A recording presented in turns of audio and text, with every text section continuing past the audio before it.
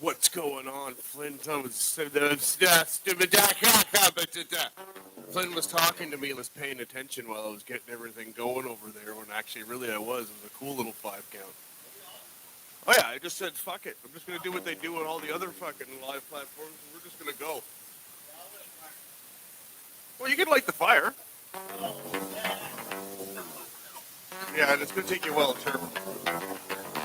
I'll do it if you want to give yourself an intro in there. No, I'll just cut the wood. I don't really care. I got a file somewhere. Hold on, I can find a file. I just gotta find it. But we just gotta get ourselves situated here. I should have been prepared for you to light the fire and everything. I know, but I wanted to actually. Flynn was playing a really cool riff, and I wanted to get it live and start recording it and shit. I mean, give me a re. Whoa, jeez. It's not. That's E. There we go. Dun, dun. No, does that plug straight in? Yep. All right. Do you need a cable or you got one?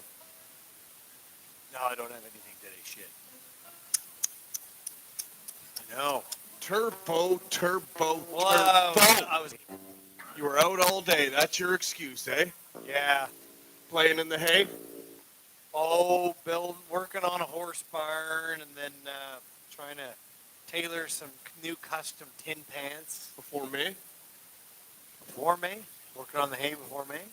I'm just trying to rhyme words now while you're telling a real story. I'm just trying to throw in other ways to rhyme Oh, words. Well, getting there, though. I want to write some songs on the classical tonight. So those actually nylon strings? Oh, yeah, this is Piglet. Oh, Piglet. Piglet? Is it pink? Yeah. I'll plug it in. I'll sing the song Piglet. It's like, Piglet. Please do. Pink guitar. Piglet. Gonna be a star, oh Piglet. Pink guitar. It's classic.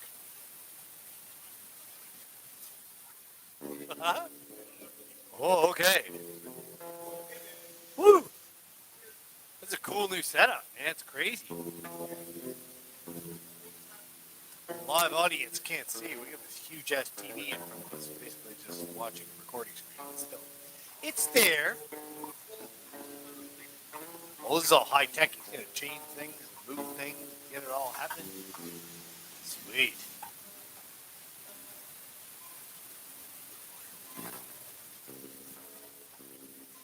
Won't let me minimize it.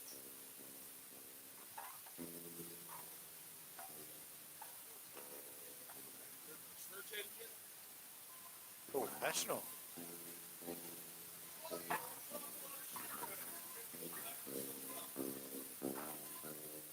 Plus, it's cool to look up just weird shit.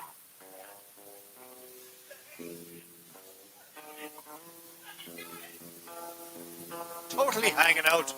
Toted boy. An acoustic juggernaut. Ooh. Not sure what that means. You got something ready?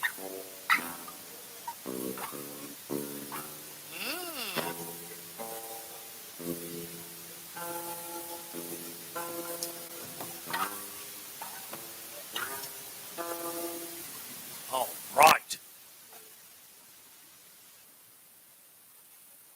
I have not been right.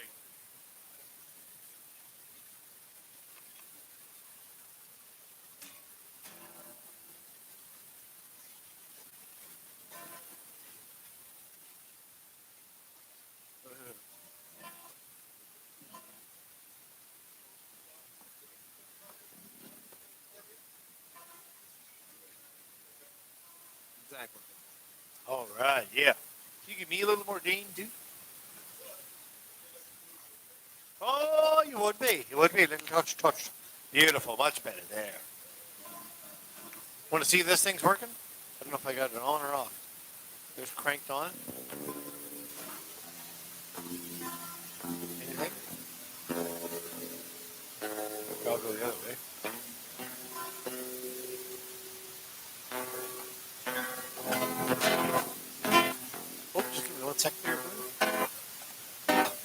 There we go.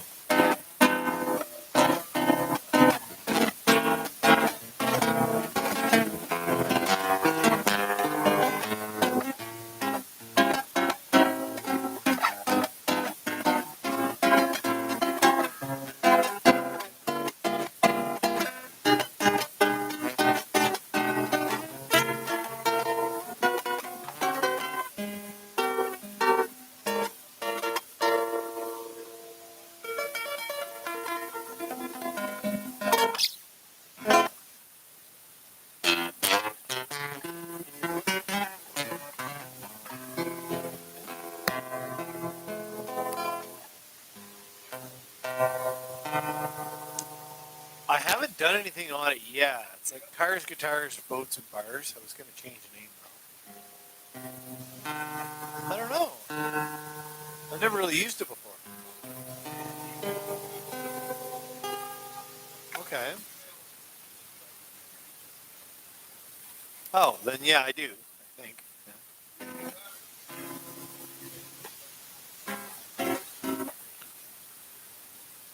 Oh, okay. Yeah, that would be cool because I'm kind of on it and stuff. Yeah. People do ask about that.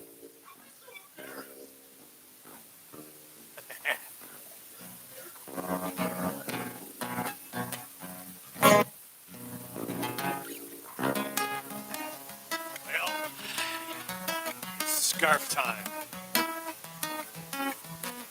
All about scarves these days. I've even made some custom ones for work and cut them out of cotton, put a button on. I hate having a cold neck. And from what I understand, I've been researching about Tauruses. We're not supposed to have cold necks. Yeah, every like sign's got like a body part that's kind of corresponds to it. Tauruses, it's the throat, the neck, thyroid kind of area. And I always, and they say, yeah, you're prone to like colds, neck things, and it's like, yep, I always have been. When I wear a scarf, I feel better. It looks cooler. Now, Slynn's mom looks good in the scarf. the moderate jokes. Moderate jokes. Stop talking about me, mother pie. Now I look like proper cowboy. No, look at that. Look at that. No. You're looking like a proper cowboy. There, I feel better. It's warm.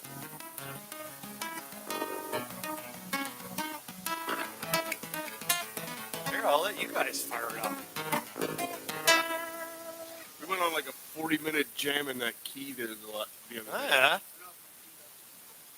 What am I tuned to? I don't even know. That's not my... Fresh songbook, because I almost used the other book up. All written here. Mostly live on the air, too. Are you tuned up Why I high? ruined the trend. I might be at 432. I'm just going to tune up to you anyway because it's easier and Chris already tuned up to you too. Yeah, that's true.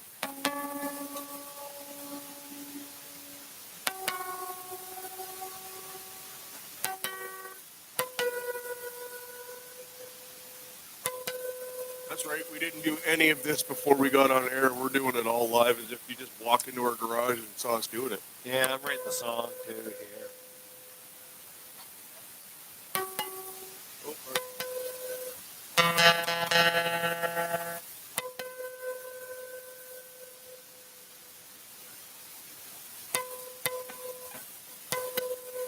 I hate tuning when I know somebody's watching. Everyone's watching. So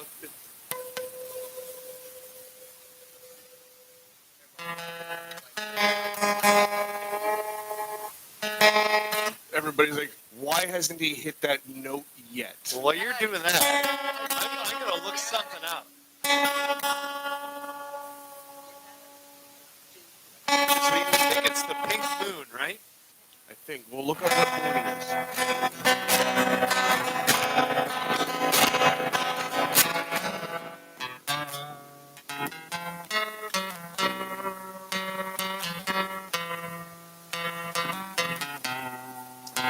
Let's see. The full moon won't be pink this week, but it will be red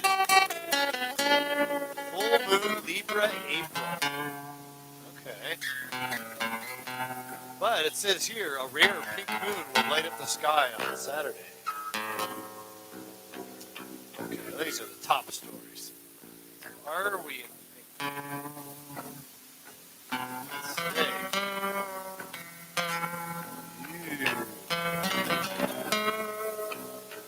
There. Why is the moon pink tonight, 2022? Let's just say, what is a pink moon? Ah, okay. April's full moon is known as the pink moon, named for the pink wildflowers that bloom in early spring in eastern North America, according to the Farmer's Almanac. It's also linked to several major religious holidays, including Easter. That is true. And it is Easter weekend. It's actually Good Friday.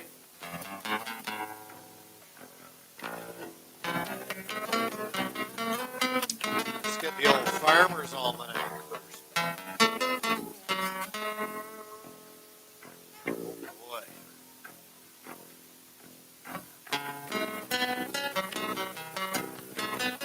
Venture outside on the night of Saturday, April 16th, to catch a glimpse of April's full pink moon. This full moon reaches peak illumination at 2:57 p.m. but will be visible above the horizon until after sunset. The best view of this lovely spring moon, find an open area and watch as the moon rises just above the horizon, at which point it will appear the biggest and take on a golden hue. First full moon of spring. Paschal full moon. Ah. Betcha there's something to do with planting certain seedlings today. Be very important. I'm trying to find out farmer. Oh, let's see. I've got a big screen and I can't see nothing. Here we go. Nice little baseline there, Flynn. Pink moon of plants and shrubs. Okay, so this is a good time to plant. Cool. Woo! I'm trying to do a lot of finger picking. It's funny that you brought your piglet with you today because Yeah. I've actually been focusing a lot on finger style and finger picking and drifting and tapping and Yeah. all those fun little things over the last while. Hey, was your camera on the laptop? Yep. So if I point that screen down a bit, it'll catch us a bit more. Is that Yeah, I was actually planning on doing it, but if you want to do it, it'd be great. I noticed it too, but I was caught in a jam. Ah! Look at him! Look at him!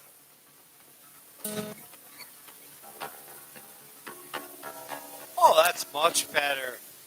No one will recognize you, Flynn, because you're on camera.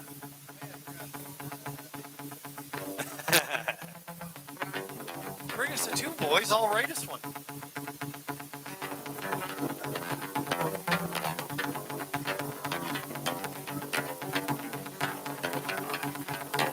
It's kind of counteractive.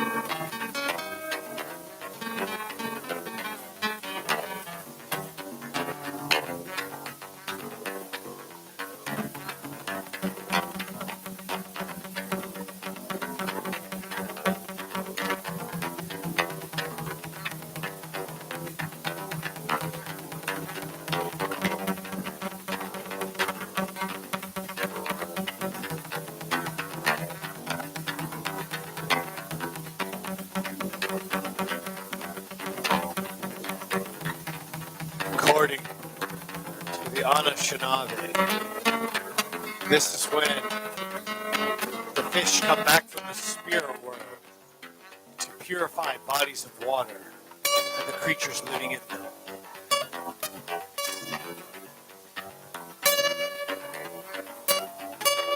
Cool.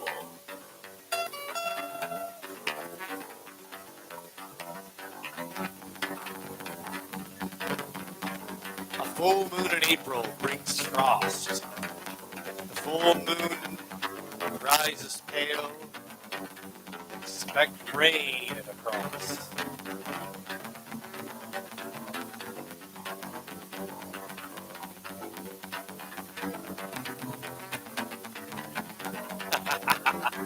On April 20th, 1972, the lunar module of Apollo 16 landed on the moon with astronauts John Young and Charles Duke aboard. Thomas Mattingly remained in orbit around the moon and aboard the command module. One day later, astronauts John Young and Charles Duke drove an electric car on the surface of the moon. It's still up there along with some expensive tools and some film that they forgot. According to folklore, the period from the full moon to the last quarter of the moon is the best time for killing weeds, thinning, pruning, mowing, cutting timber, and planting below-ground crops. Well, I believe the part about the crops.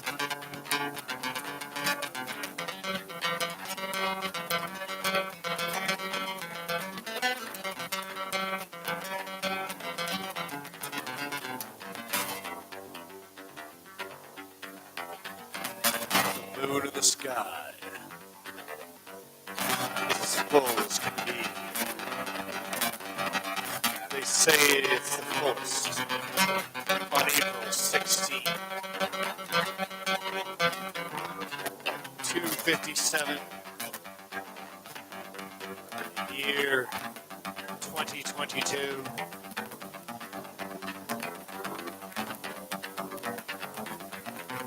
She'll be at her brightest.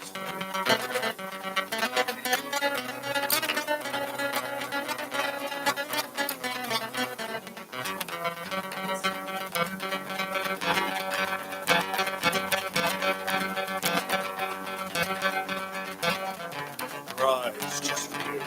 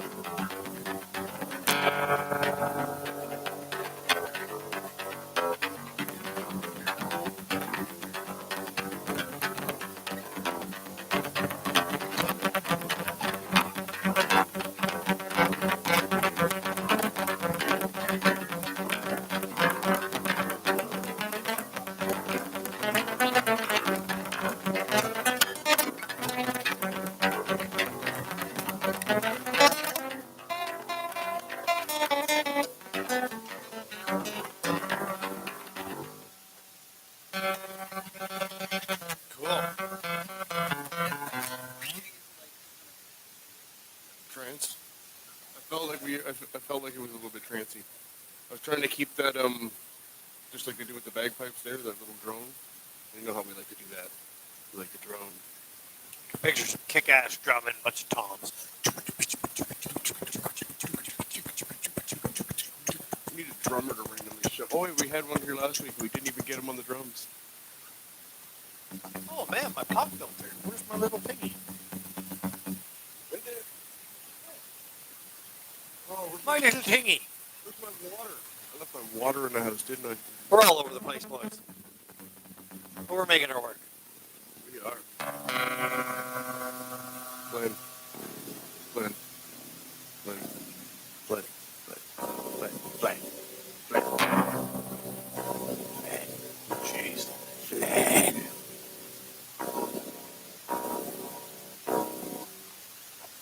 Fuck you, Charles. I'm the juggernaut, bitch.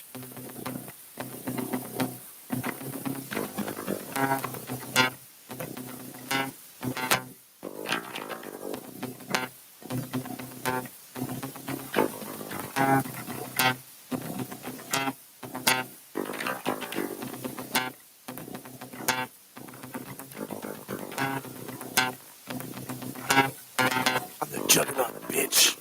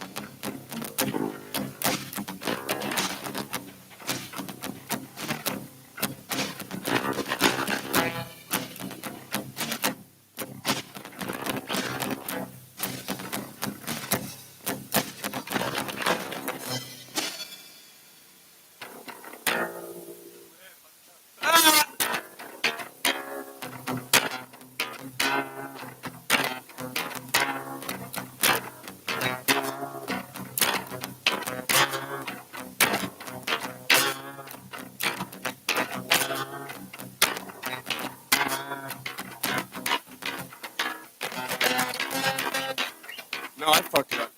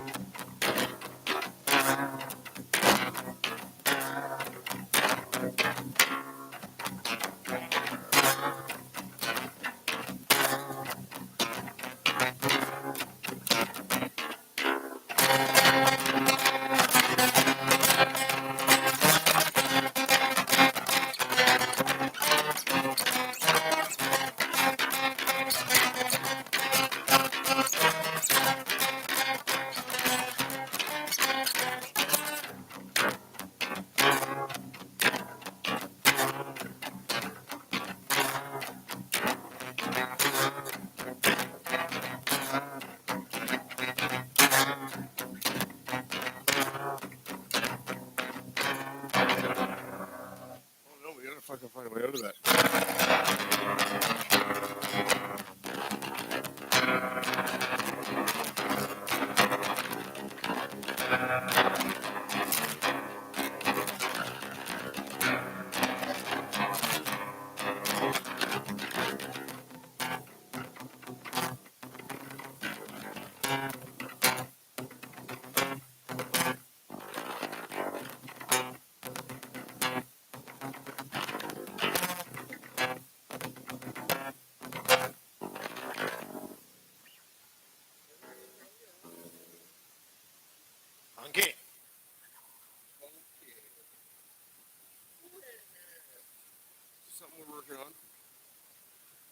battery fucking up a little bit.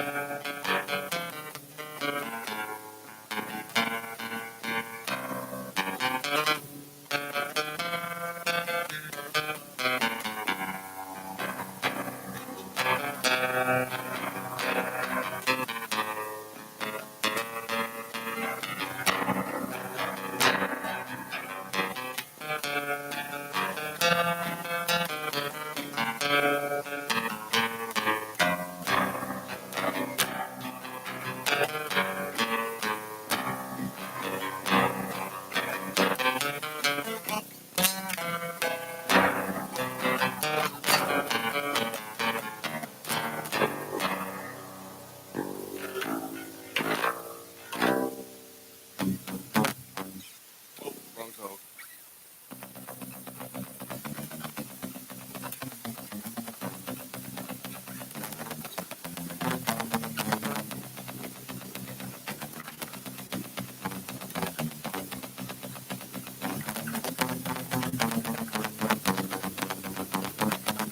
Just hit something and then I lost it.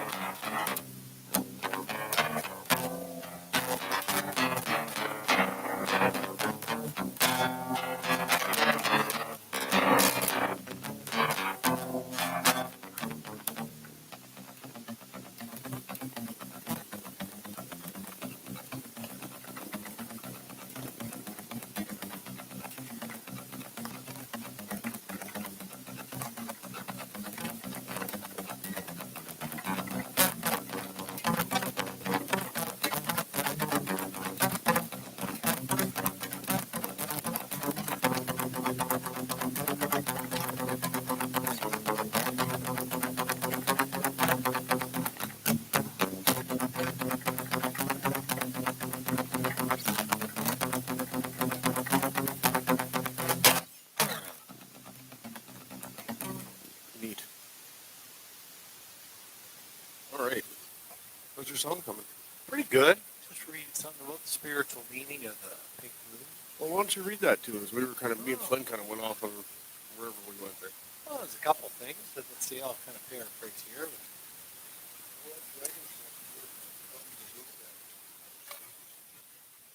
What's Dragon's Blood? The incense there? Ah, okay. So we're right smack in the. So okay, the pink moon. I'll read it.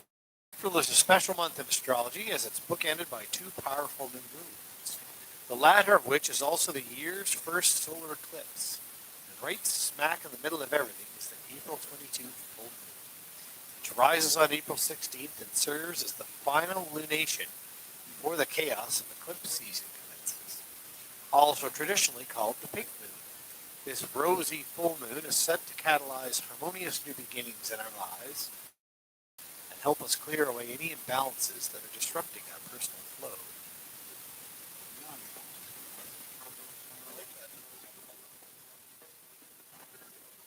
Yeah.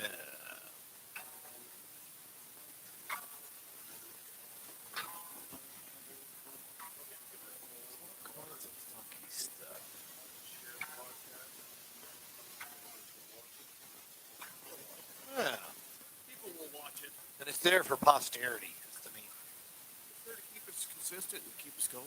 That's right. We're here to hang out. We're here to have fun. Someday we're gonna be stars. Might as well just make it. Stardust.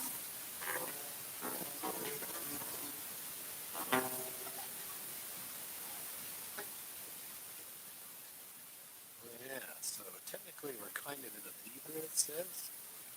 It's taking place in bubbly air sign Libra, one of the signs ruled by romantic planet Venus. Aries season energy can keep us headstrong. Where are you now? Couldn't even see where you left off.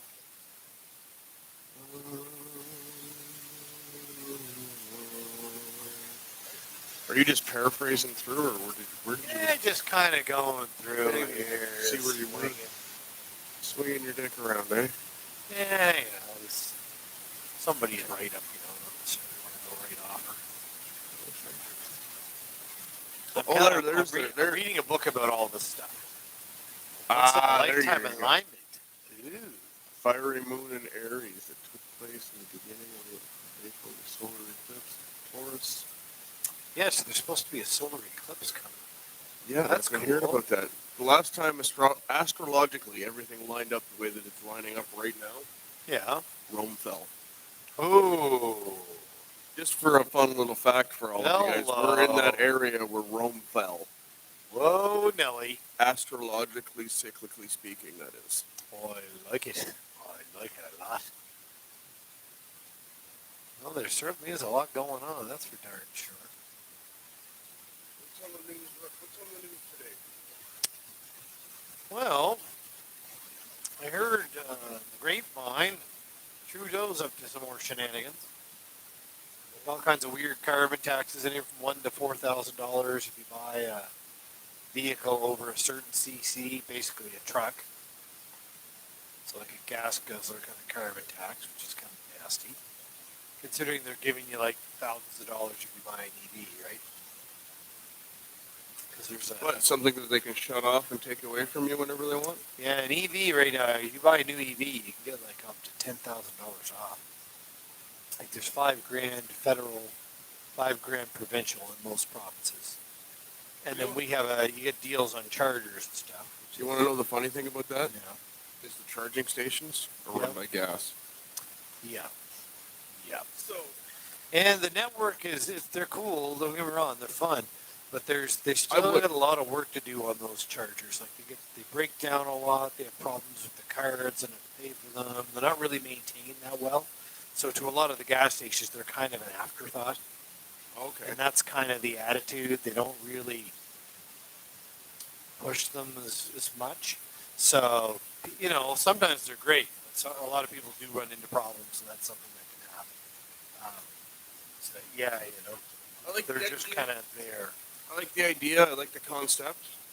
I would eventually like to own one, but I also would eventually like to own one that couldn't be connected to the internet so they could take it from me whenever they wanted. Yeah, or even if you had a good off-grid power source, because my concern is in the event of the power going out, then you can't charge your vehicle and you're screwed. And especially if it's important. Is that You're the in the point, middle though? of winter. And in the winter, your range does decrease. And they say it's not very much. It's more than they say.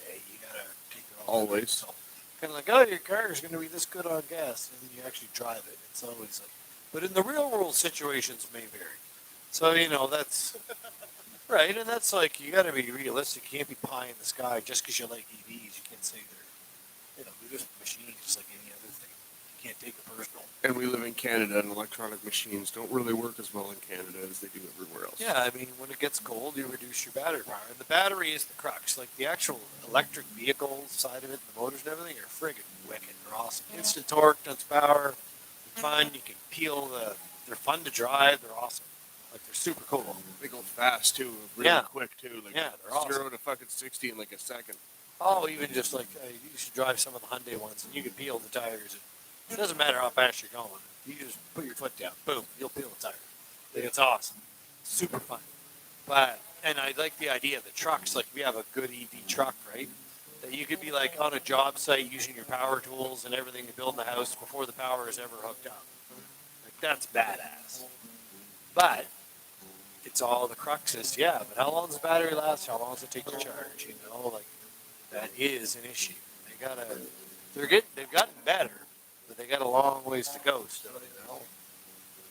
Sounds like a work in progress.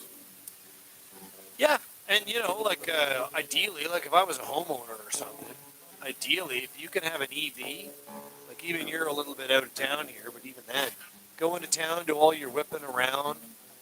It's super inexpensive. You don't have to worry about traffic. It doesn't take up gas. You're not burning electricity when you're in traffic, running your stereo. That uses nothing. You know, they're great for that. But then when you got to take a long road trip, yeah, you know, the structure and the timing of the charging, it can be a pain in the ass, you know? Like ideally, I'd love to have like my gas truck or a diesel truck where the price is dirt cheap. You know, get the fucking price in range.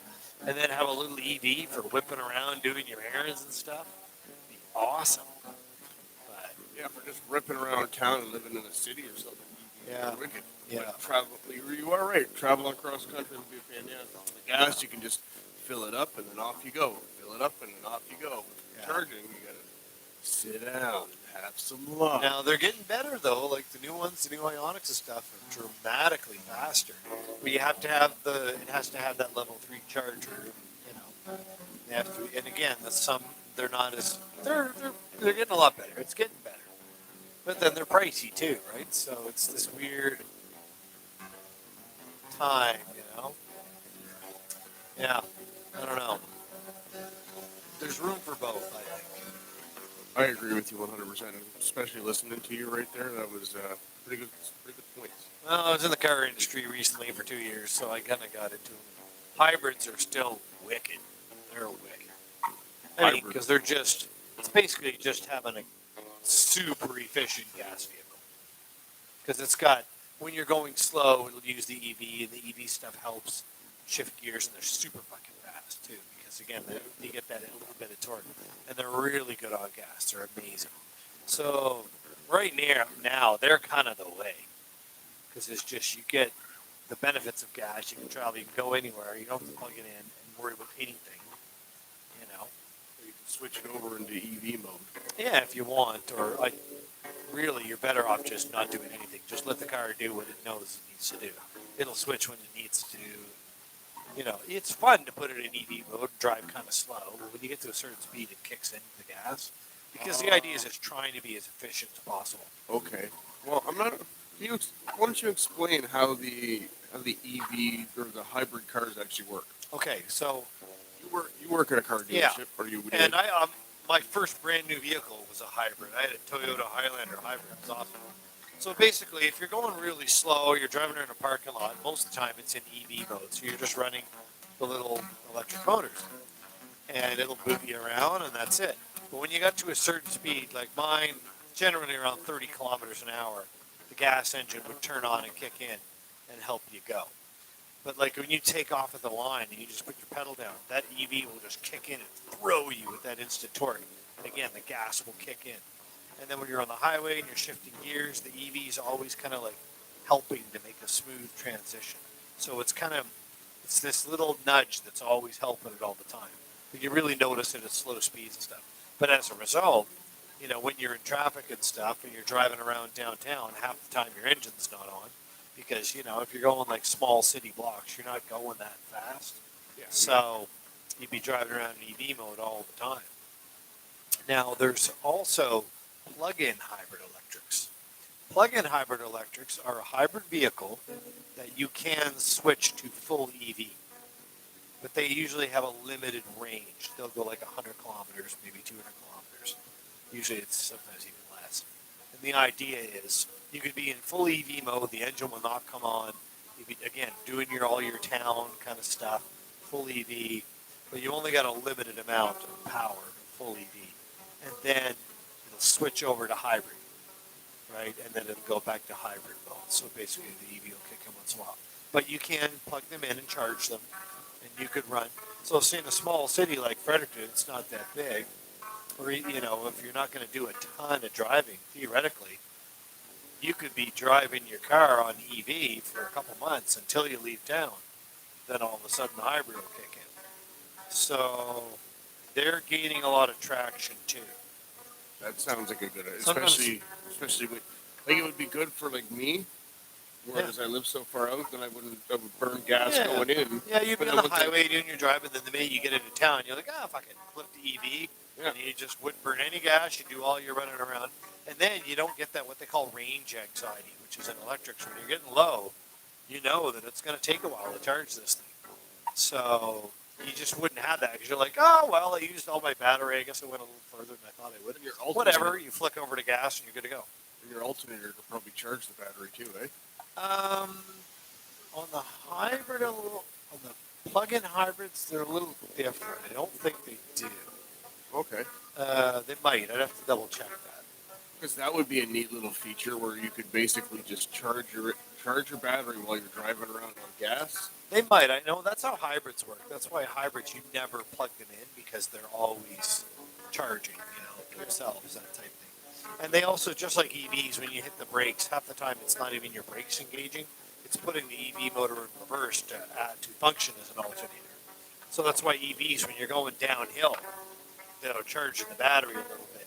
And you can do different driving modes, like really aggressive, so that every time you take your foot off the accelerator, it sort of tries to slow you down all the time.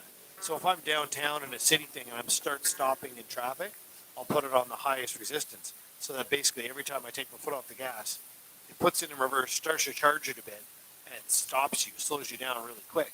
So that not only are you getting a little bit of juice back, you're not wearing out your brakes. And that's That's a good. really good feature. Your brakes will last forever in hybrids. Like I had a lease on that Toyota Highlander, and I never had to do a brake job for 4 years.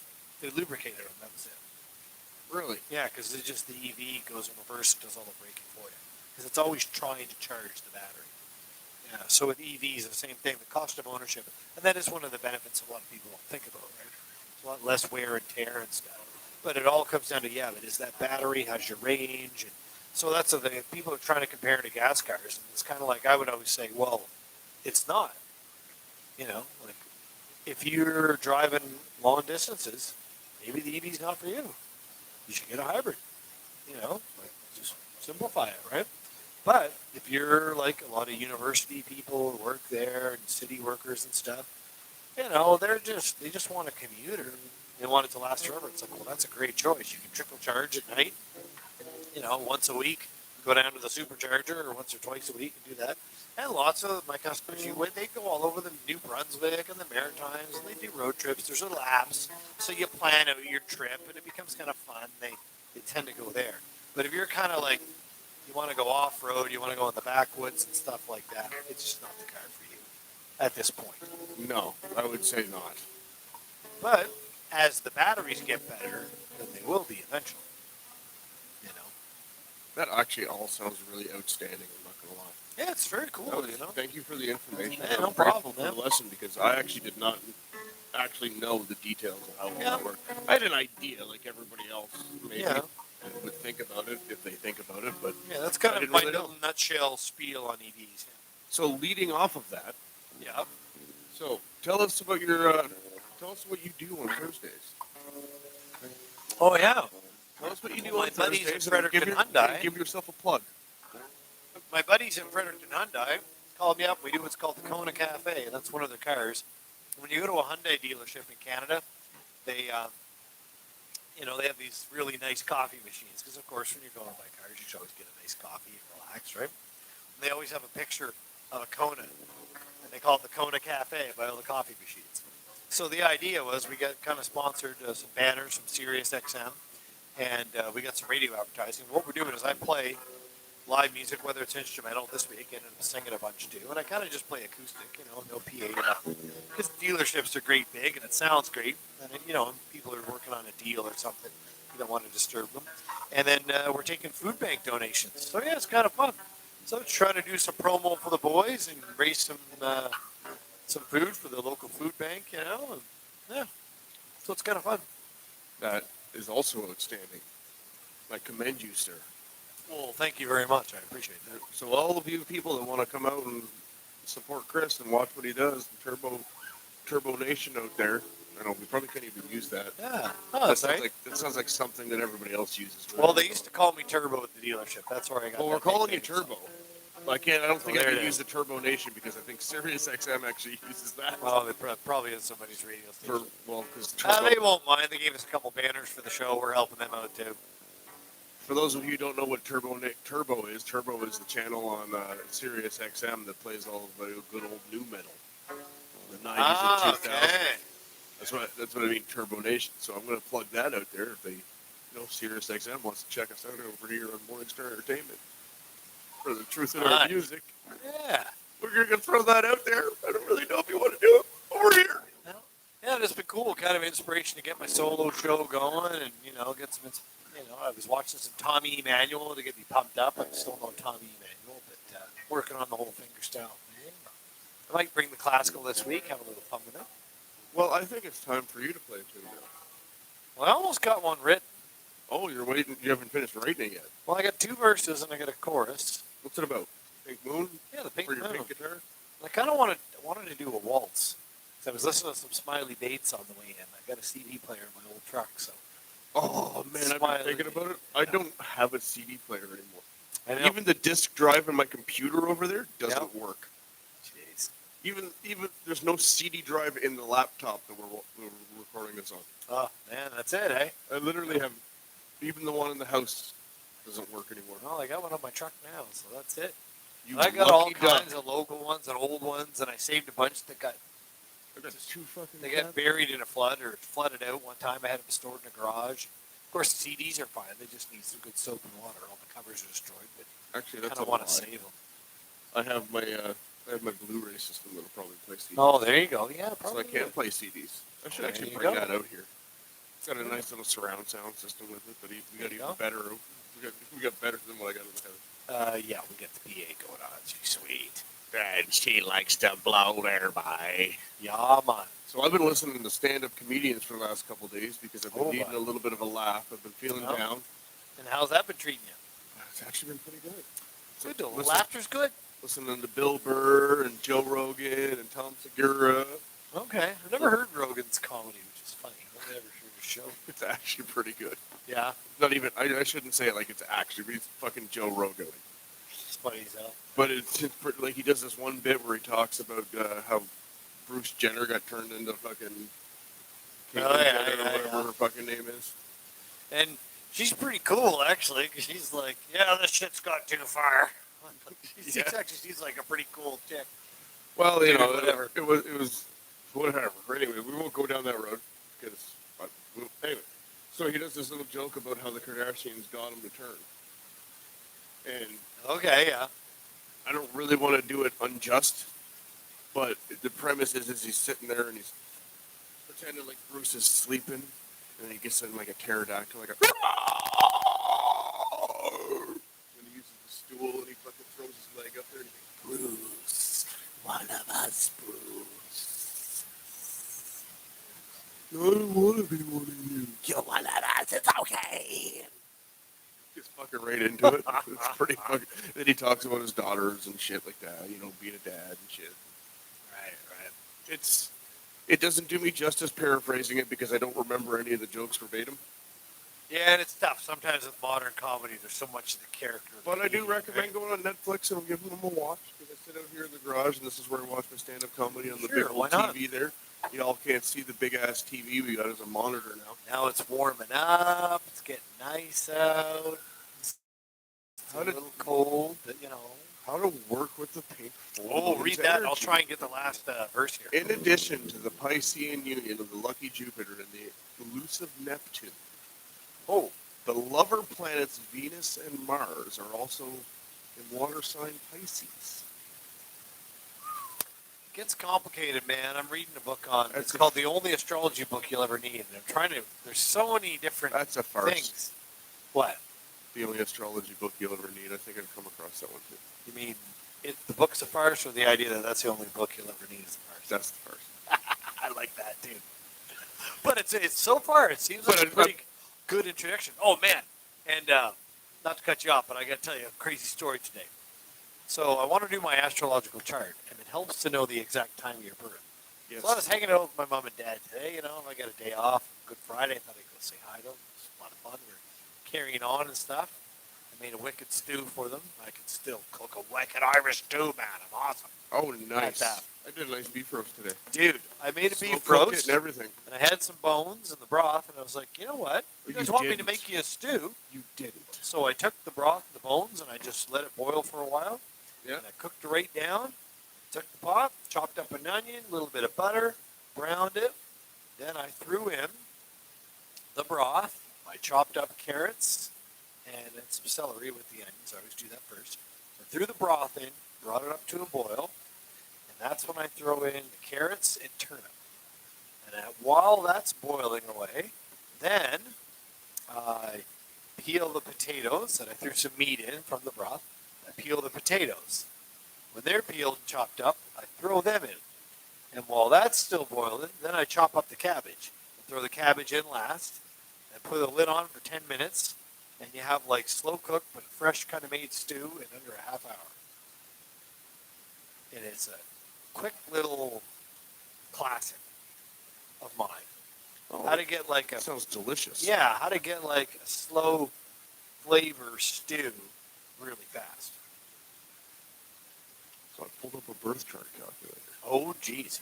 Well, yeah, so there's going to I visit was mom gonna and dad, and I go, Mom, when was I born? What time? She's like, I don't know. Dad's like, 1 o'clock. And I'm like, no. She's like, I think it was 3. She goes, hold on. She goes and gets my baby book. I didn't even know I had a baby book, dude. I touched my baby hair today. Are we a It's they? bizarre. Do we have any she's in here? I am like totally kidding, by the way. And I found out what time I was You born. didn't know what to say to that, did you? And you know what it was? Oh, where's my phone? What was Here- it? I should check, but it's very auspicious.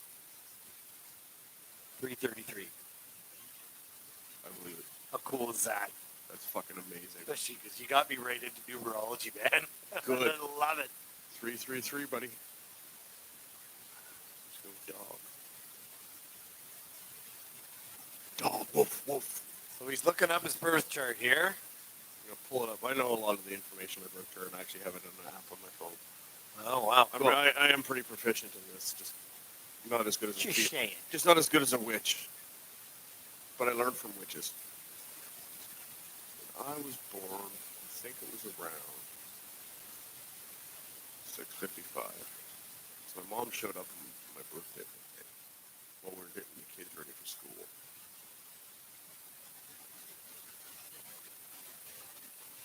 She would have had to show up this early. It is. No, I think it was 6:55. So you got to know your birth. You got to know where you're born to. And I was born in Oshawa, Ontario.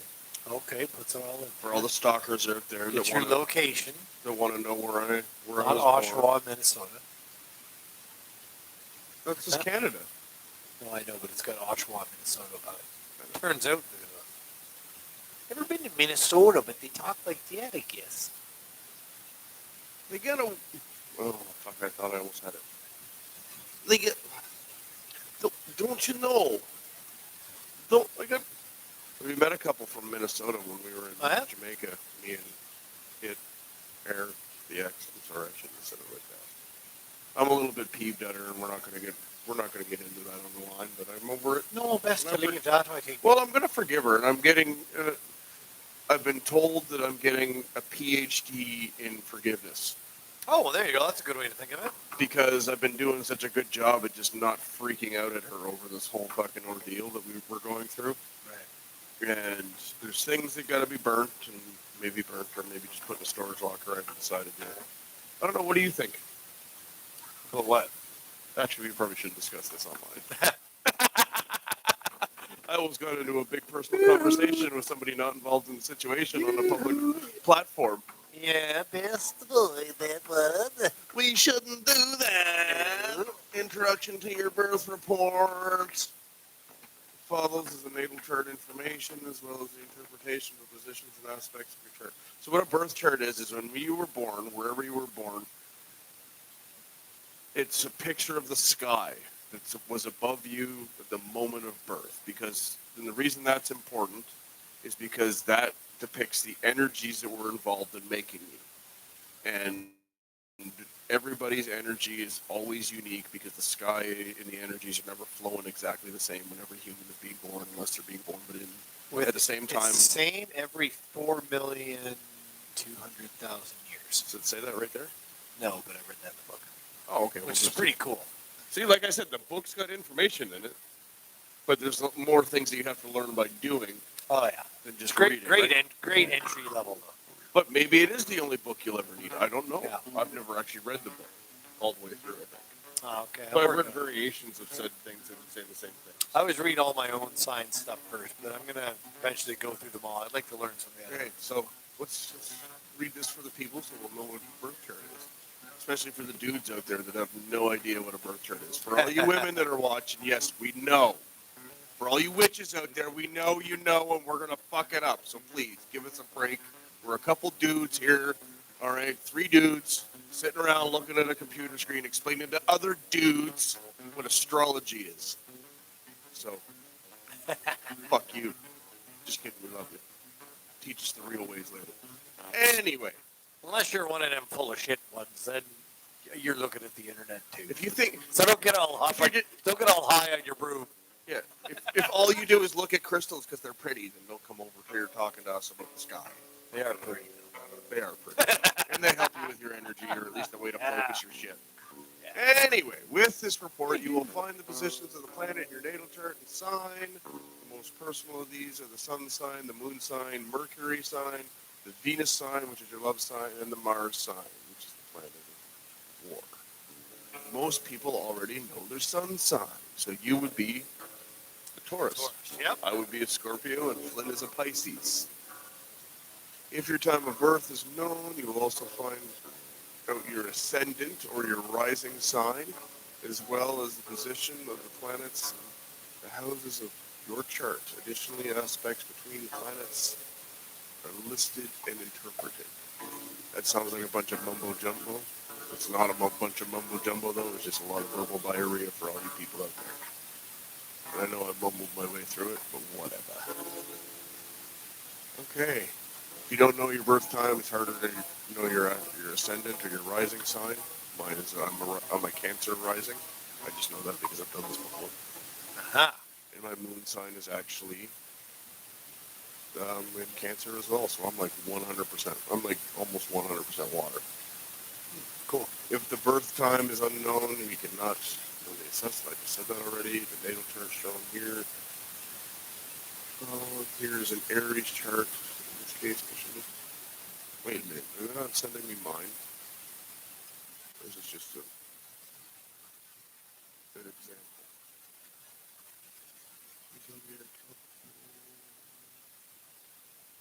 Let's say Palladius Orbs. Placidius Orbs? Placidus. Is it Placidus? Yep.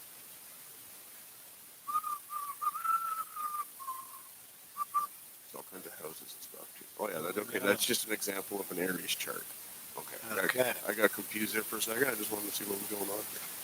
And so what we're going through is just an explanation of what all this is. Let's paraphrase some stuff here. Each paragraph's interpretation of the individual position of the chart.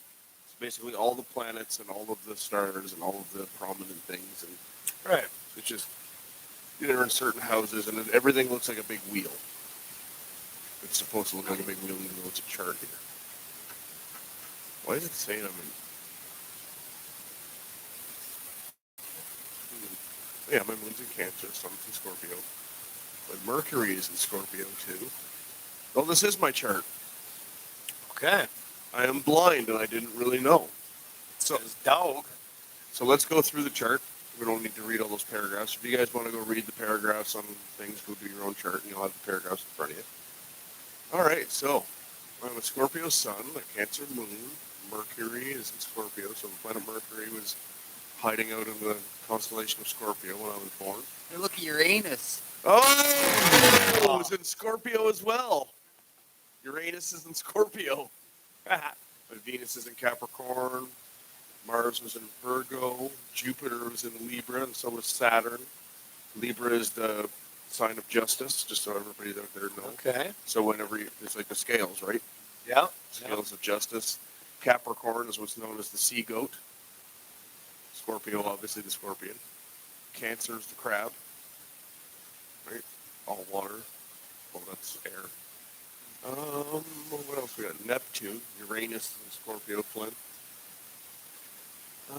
Neptune is in Sagittarius. Pluto is in Libra. Lilith. Does anybody know who Lilith is? I can't remember. Lilith was actually the first woman. Ah, right. She was actually the first woman before they made Eve. Okay. So I never actually realized that my Lilith was in Sagittarius, and my North Node is in Cancer. All right, my houses. Well, that's what this means. Okay, these are your houses. You got Right, 12 1 through 12 house, right? So one, just like the zodiacs. There's 12 houses, right? Right. So my first house, my ascendant, also in Scorpio, and my second house is in Sagittarius. Third is in Capricorn. Look, my fourth house is in Pisces, Flint. Scorpio, Pisces, and Taurus all really work well together. Aha. Well, me and you guys both all work together. I'm not sure what's Pisces and Taurus, but I think it would work the same. I don't know. Maybe. I don't know. We'll have to figure it out. But there is things out there that tell you what signs you work best with. Yeah. The reason between me and you is we're exactly opposite on the circle. Right, and there's something good about that, right? Well, yeah, because of the exact opposite of energies, but we're also the same. So I got actually a couple houses in Aries here, the 5th and the 6th house. My 7th house is in Taurus. 8th house is in Gemini. God, spit on a Gemini right now. Just a certain one. Cancer is in my... I shouldn't really say things like that. I'm going to get bad juju. I'm grateful for everything that I have. But I'm not sorry. Fuck you. The universe knows I'm allowed to say that. Anyway, 10th house in Virgo, 11th house is in Libra, and my 12th house is in Libra. Okay. Well, look at all these. Uranus again there, Flynn. Also, so the other thing that comes with the zodiac signs. So this is Scorpio right here, right? Or no, wait, this. Oh, yeah. Okay, this is all your energies. So I have out of 10. I think it's out of 10. I'm not sure how the numbers work. We'll figure that out. But basically, I am 60% feminine and 40% masculine. Go ahead. Oh, there Make you your go. make your jokes. Go ahead. Yeah, that's, I don't know how to respond to that. All that means really is that I know as a man, I'm deeper tapped into the feminine energy You're in touch with your feminine side. and my emotional state. Ah, okay, It's- right. That makes sense. Yeah, because the feminine is your emotional, and I'm Okay. ruled by an emotional sign. Right, okay. All emotion, like Cancer and Scorpio, is all emotion. Oh, really? All Okay. water, all emotion, all feeling. But I am a man, so I do have a lot of masculine energy as well. Because Yeah. I am also the eagle in the phoenix. Because the other part of being a Scorpio is we're basically like a double sign. So Okay. we are the sign of death and transformation. So from light to dark, dark to light, from death to rebirth. Okay. It all represents a scorpion, and so the other part, Okay. the other half of Scorpio, because we're also ruled by a fire planet, Mars. Okay. We're also one of the only signs I think that has two planets that rule them. Oh, wow. Interesting. And so because of that, I am the Phoenix as well, because of the red planet Mars. So that's a little bit about a Scorpio for you guys. The Cardinal 5. I'm not sure what that means. I don't know what the numbers mean, but I'm a mutable sign, and I'm also a fixed sign. Right. There are 4 fixed signs, and I believe Taurus is one. Is one. Yep. So that's the other thing that makes us the opposite, right? Okay. Because I'm the water fixed sign. You're Okay. the earth fixed Earth sign. fixed, yeah. And then I believe I'm gonna fuck it up. I want to say Sagittarius is the fire fixed, and Leo. No, yeah. And we're missing air. I think Libra is Oh. fixed for air. But that wouldn't make. No, maybe that wouldn't make sense. I don't know. I have to look all that up. I don't really know. Somebody that knows, come on, write it in the comment There you section. go. All right? One of you witches out there, I know you're just fucking biting your teeth right now, just going, oh, you fucking it up there, Metal Dad. What are you doing? Well, this is my first time explaining it, so once again, we're talking dude talk here.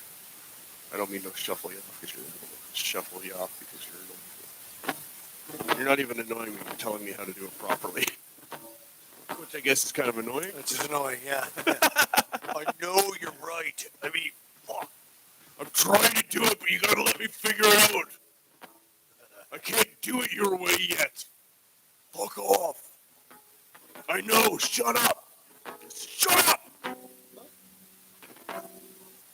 in the head. Anyway, the following.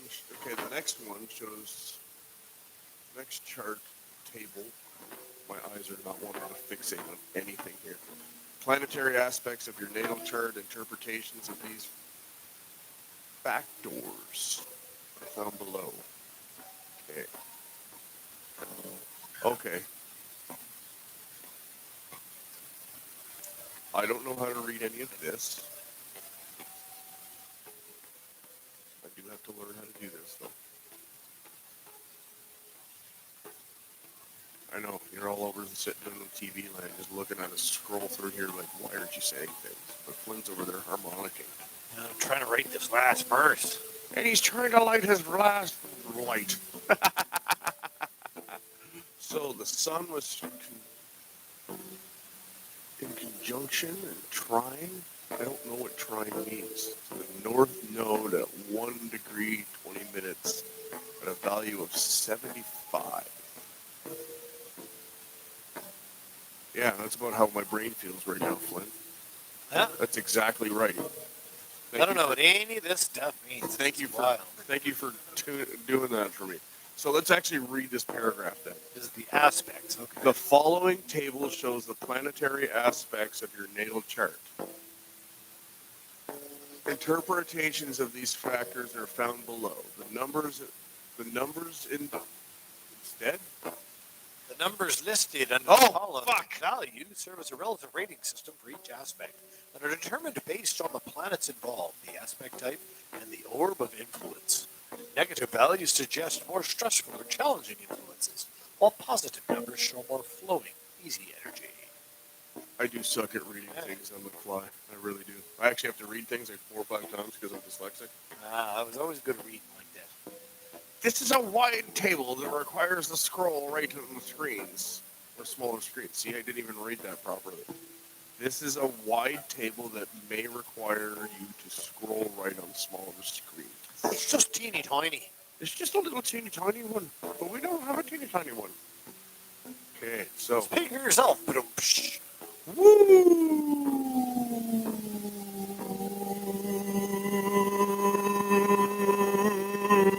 So we don't have any. I don't have any of these memorized, so I'm not even going to try. Do that. Maybe. Actually, no. We don't really have to because it says it right beside it. So the sun was in conjunction with Uranus at 6 degrees 54 minutes at a value of 100. Okay, I get it now. Okay, and then the sun was trine with the north node, which I believe is what direction was north? Where you were? I don't know. The degrees? Someone's going to correct me. I'll just talk to my friend Rhonda. She seems to be the one that gives me the best advice right now on this shit. Rhonda, I know you're probably not watching. You may never ever watch it, but I'll give you a shout out for all your spiritual work and lessons. The sun was also in conjunction with my first ascendant house. The moon was in trine to Mercury, so Mercury was trine to the moon. I gotta remember what trine means.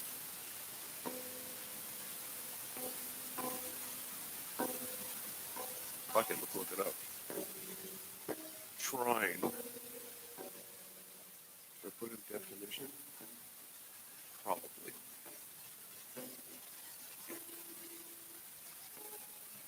Trine normally means threefold or triple.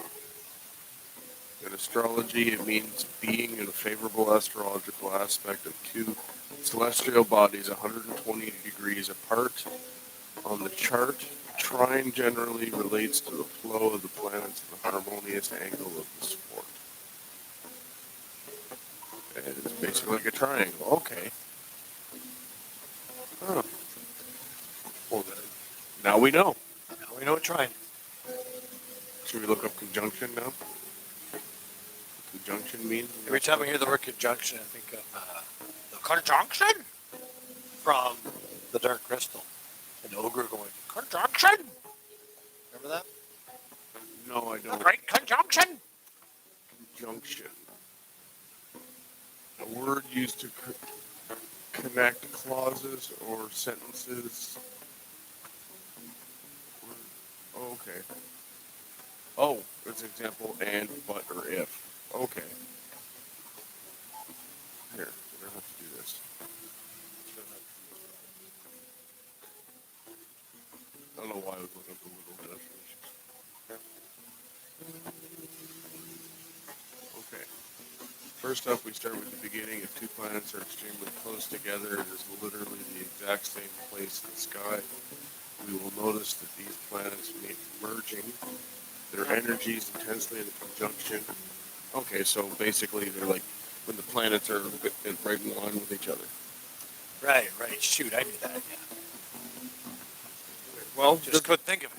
Yeah. well, I'm guess trying to think of something that rhymes with alive. well, Five, drive, jive, hive, I thought of hive too. What else? beehive. Oh, behave. Strive. Strive. That's a good one. Thrive. Oh, thrive. That's the one I wanted. Knive.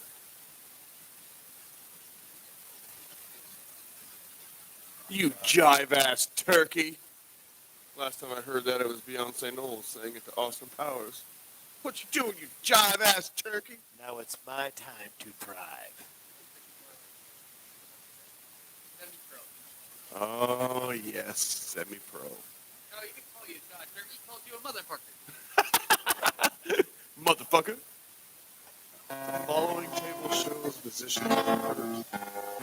Are you ready for your tune now? Let's see if I can get this thing in tune. The sun represents the vitality and sense of individuality and the outward shining creative energy.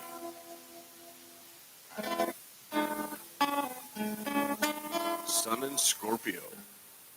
I'm not going to go reading all this right now. Maybe after a song. You tuning up right now? I'm just thinking what would be a good rhythm. Well, while you do that and you entertain the peoples, I'm going to go get my water and my phone so I can actually share this live broadcast. I guess we haven't shared it yet, and I don't think we have any. Well, we should do, though. I should pull it up on here. I will pull us up over here so we can watch our stunning faces here on the big screen there, boys. See? Sorry. Kind of didn't mean to really burp in there.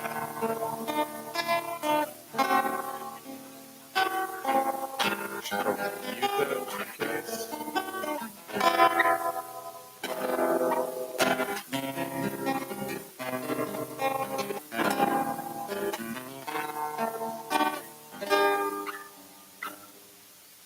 Let's see if that's the chord change I want. Kind of reminds me of the one I wrote last time, but I'm not into that. What do you keep? I like the song, but Why do you keep doing that? what's that? Same song? Go on, see, good question. No, I was talking with the crackling on the microphone. Like being a bit of a dick. Yeah, it is annoying. No, it's the mic or the cable or.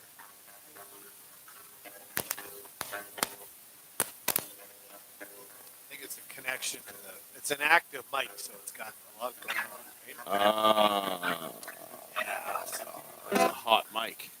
It's a hot mic there, son.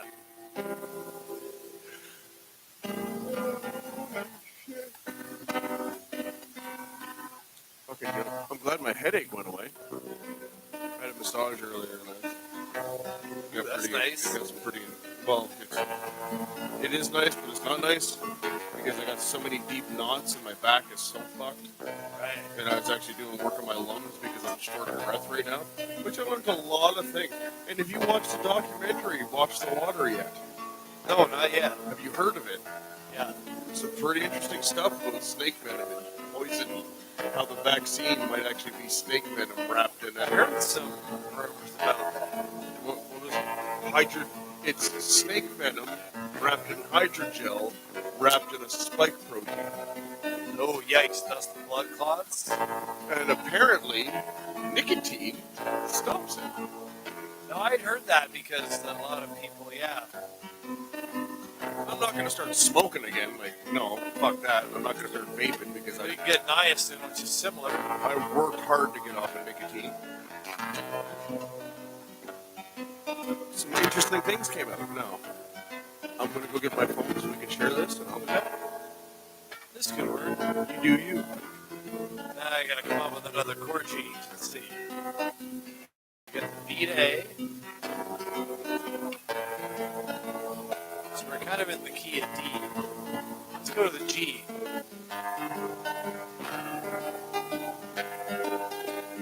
Back to B. Like that. G again.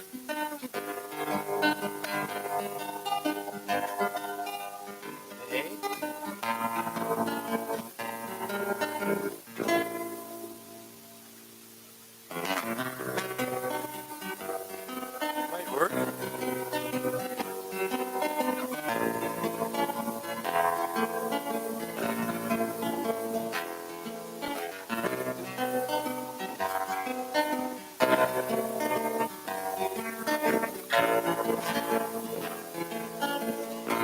Let's try that G.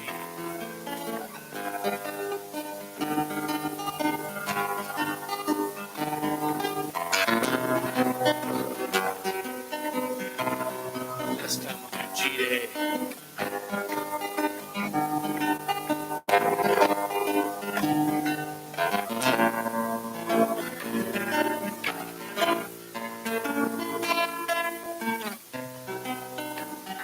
Moon in the sky is as full as can be. They say it's the fullest on April 16.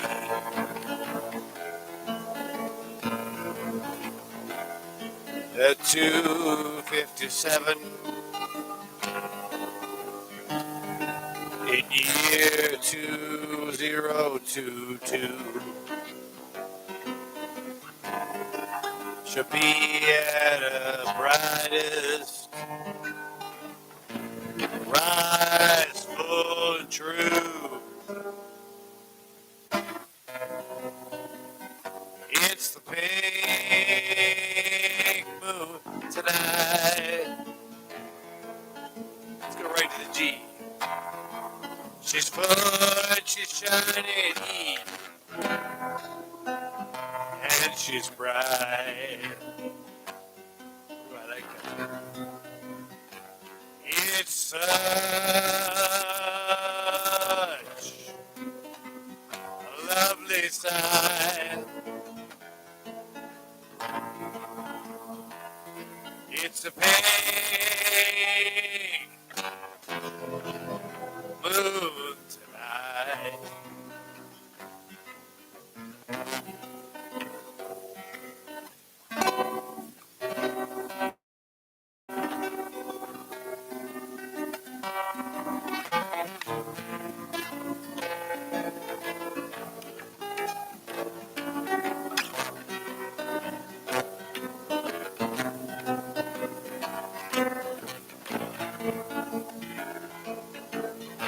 Okay, back to the B again. There's frost on the ground, mist in the air. The maple's done running. Now it's time to prepare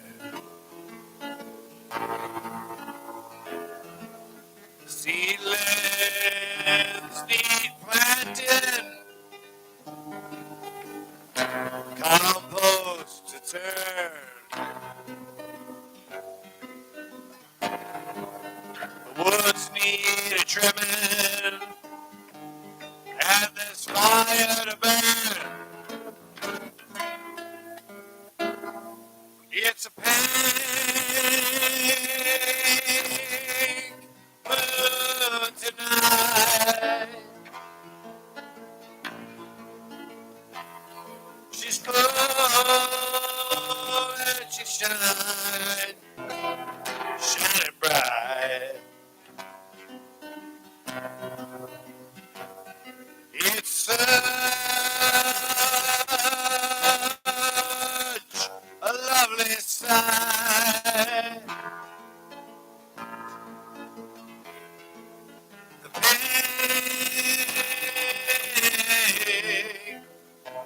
tonight.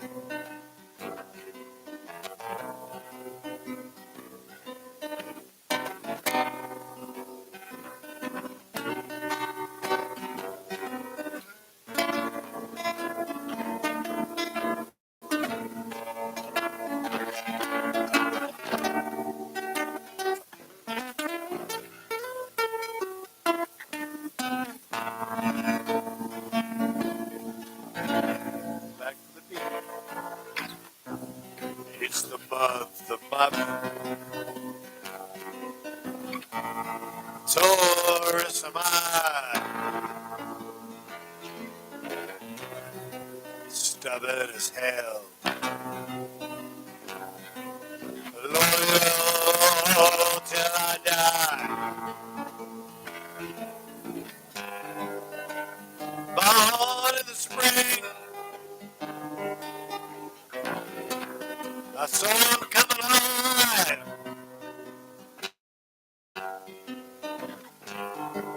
The winter's been long.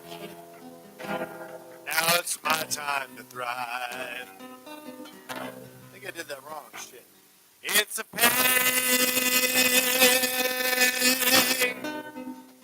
moon tonight. She's full and she's shiny, and she's bright. It's such a lovely sight. It's a pink moon tonight. It's a pink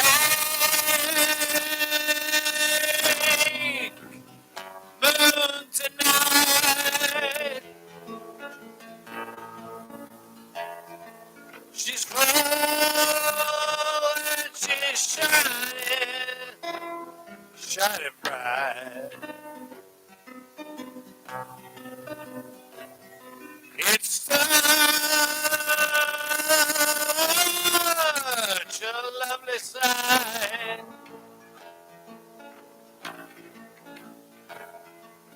Pink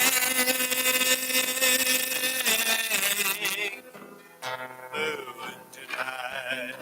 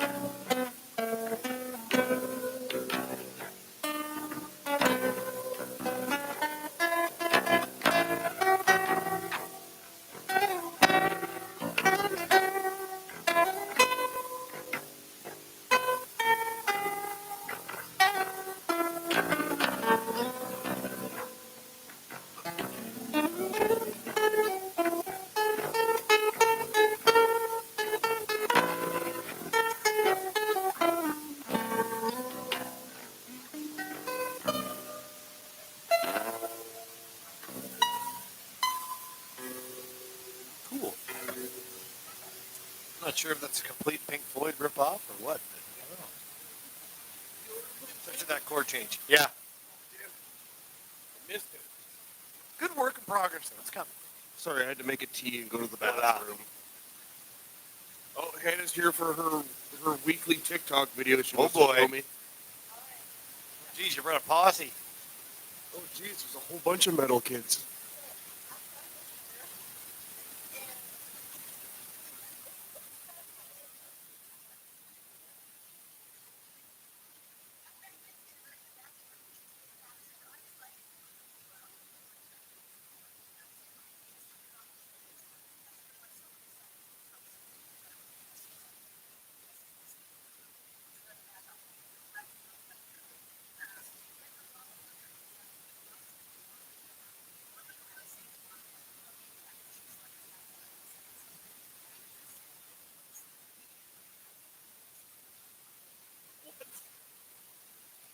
Yowza.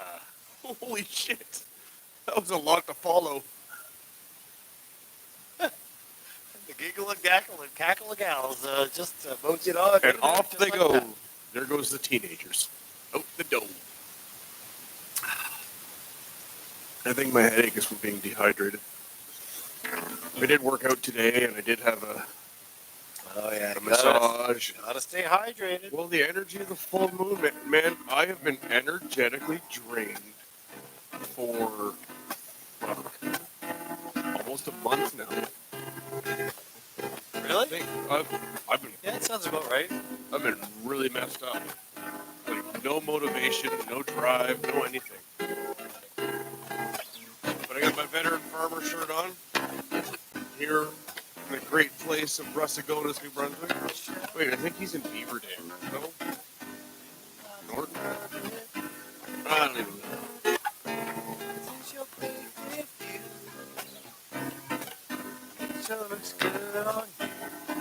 Is that the Piglet song? And when you smile for the camera, Steely Dan, I know you're gonna better. You got your picture, naming lots of love it. Done up in blueprint blue. It sure looks good on you. And when you smile for the camera, I know I love you better. Here's it gets tricky. Hey, you will come back to me. You will come back to me.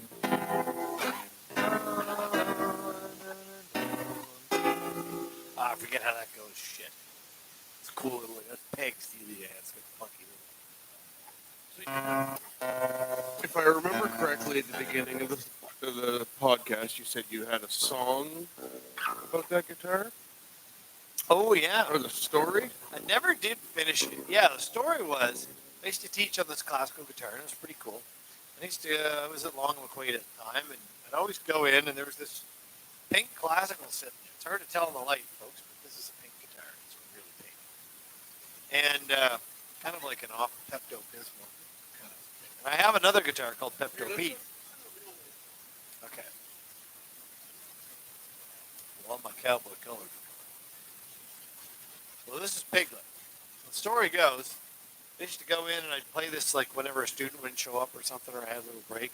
I'd go in the acoustic room and play this, and it's just coated with paint, right? But as a result, it's got this really soft sound.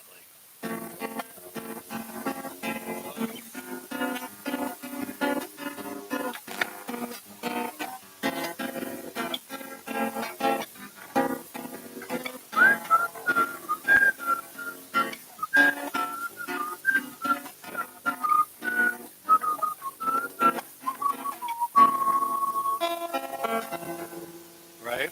And I ended up one day. I was like, Jesse, what are you gonna sell me this for? And he was like, $250 or something. He's like, give me $100. I was like, sold. Because I taught a lot of kids, a lot of little girls and stuff. So when they come in, they meet this stranger they never met. They see this pink guitar on the wall. They just kind of made it easier to teach. It was just easy.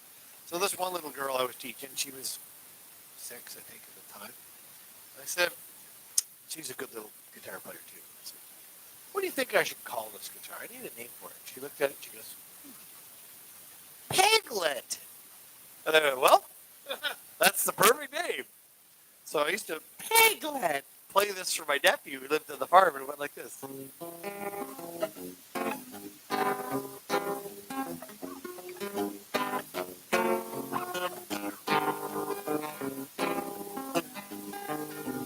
Piglet, big guitar, Piglet, you're gonna be a star with old Piglet, the pink guitar.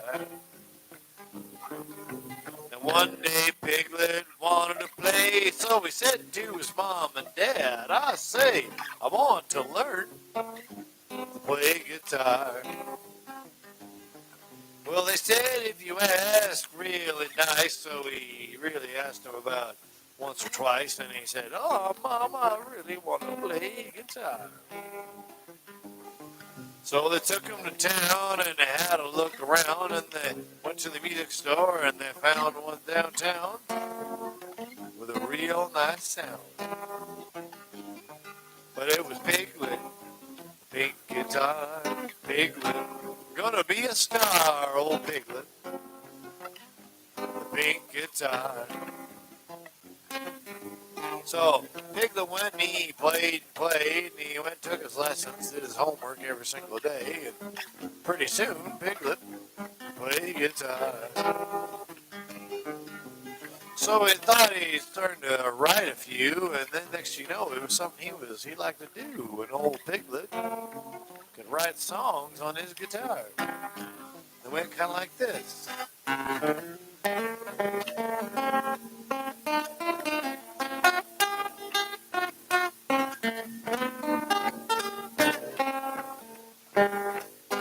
Well, then he started to play them around the town, and people really liked his little Piglet sound. They said, but only one problem. You got a pink guitar. Well, Piglet said, you know, but it sounds good to me, and do you like my songs, at least the first two or three? So, what's wrong with playing a pink guitar? Well, you know, he didn't care. He played it anyway. He played it morning, noon, and night, played it every single day. Pretty soon, people kind of got used to his pink guitar. So it goes to show it's something you want to do. You just got to keep on trying it for a day or two, and then you'll find out you might go real far. Like Piglet, the pink guitar, Piglet, gonna be a star, old Piglet, and his pink guitar.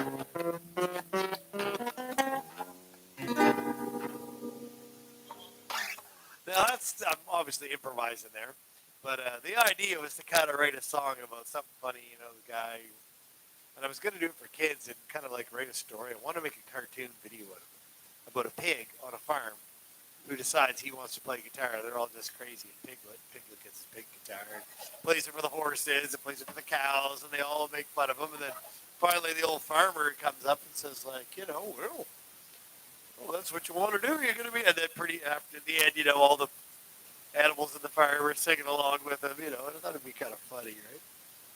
I like that idea. That's a good idea. Then I had this kick-ass What about pig. Pooh Bear? What's Pooh Bear doing? I don't know. Is he on the farm? Well, you got Piglet. You got to have Pooh. Well, yeah, Piglet's what I play, you know. Piglet's Pooh. They do. Piglet's definitely Pooh. They do.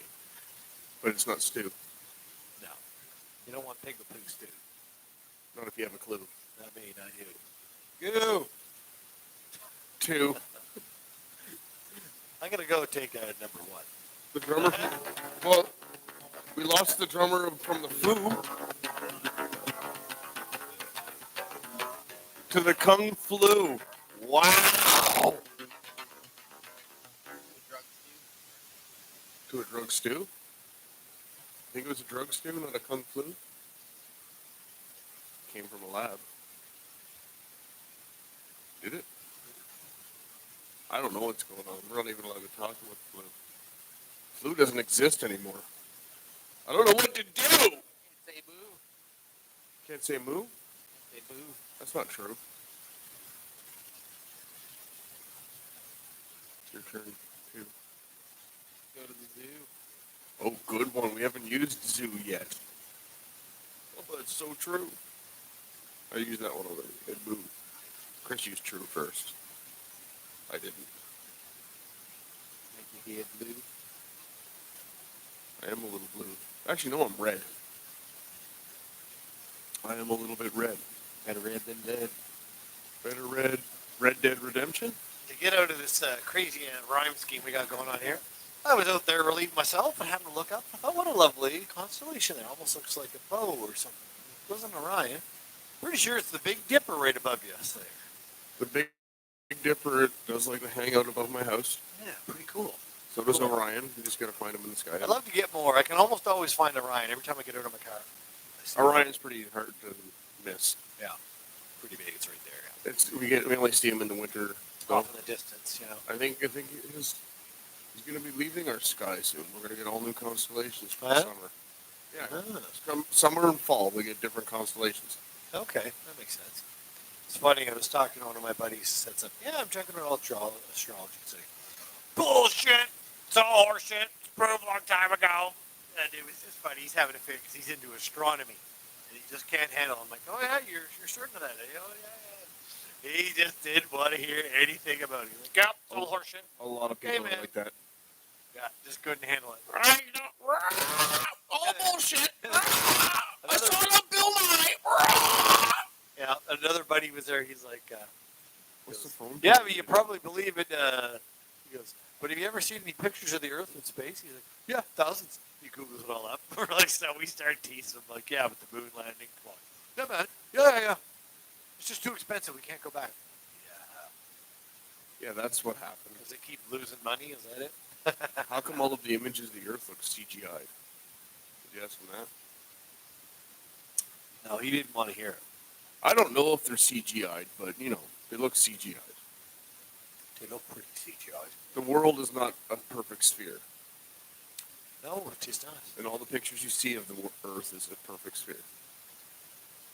I'm not saying we're living on a flat Earth, but I don't know. But more and more every day, it kind of sometimes seems like we are. There's more than meets the eye, that's for damn sure. I don't know what's out there, but I hear tell that maybe the constellations are. But how Old? fast are we spinning? 666 miles per hour, isn't that it? Is that what it is? Look it up. Look it up. We have a computer now. We can look up shit. Pretty sure that's a little bit too convenient. It would make sense because we have six. Yeah, that just kind of seems a little, 666 is the human a little atom. funky, right?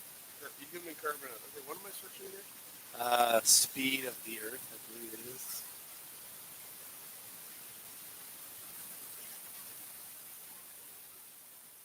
Rotational speed of Earth. There we go. No, Roughly 1,000 1,000 miles per hour. You just wanted to throw 666 because No, we're in but the that's metal in house. there somewhere. Which one is the? Well, it's the carbon atom for the human being is six electrons, 6 neutrons. Okay, and well, 6 hold on. protons. That's rotational speed of the Earth. Let's Well, see. That's the Earth in a 23 hour, 62 seconds. 56 minute.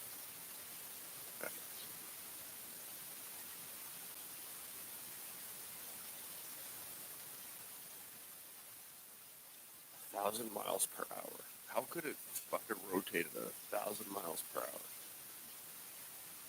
Just friggin' spinning by. Like, does anybody not know how fast that is? That's fast. It's moving, man. Like,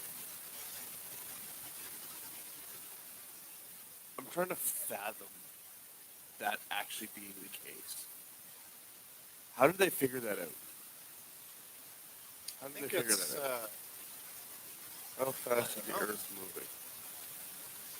And now are we rotating around the sun, or is the sun rotating around something and flying through the space and we're following behind it? Well, the standard scientific model is that it's rotating within the galaxy, I believe, right? And then all the planets are rotating around that. So as it's going whatever direction, if it's going like this, we're kind of all going behind. drawn to its mass. Is that actually how it's going? Well, How that's do we like explain the mainstream asteroid? science explains that, yeah. Then how do we explain the asteroid belts?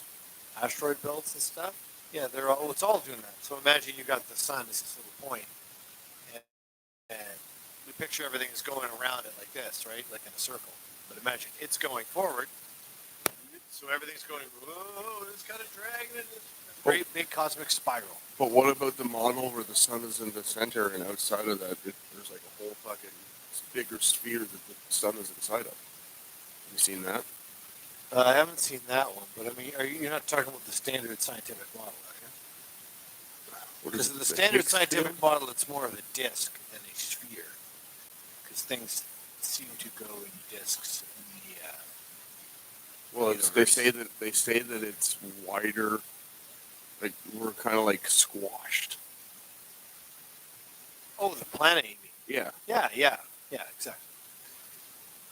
As I say that, I feel like I'm getting dumber.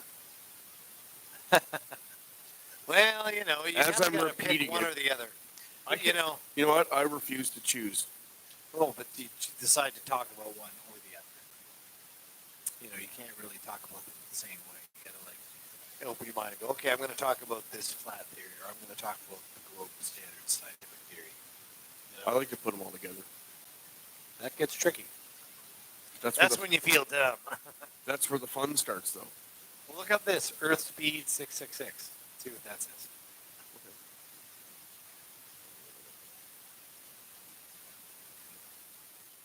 Oh boy, what will it say? What will it say? What will it say? What will it say?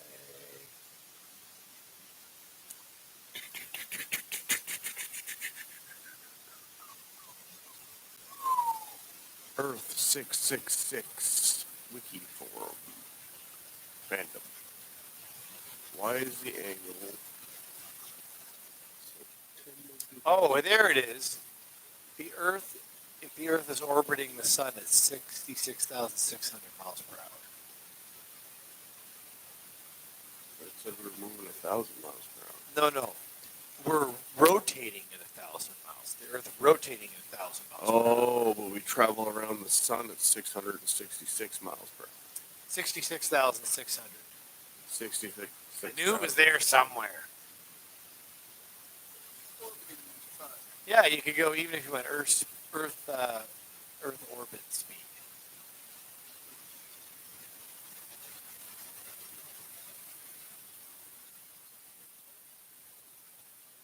You could even erase 666. Then we'll just find out.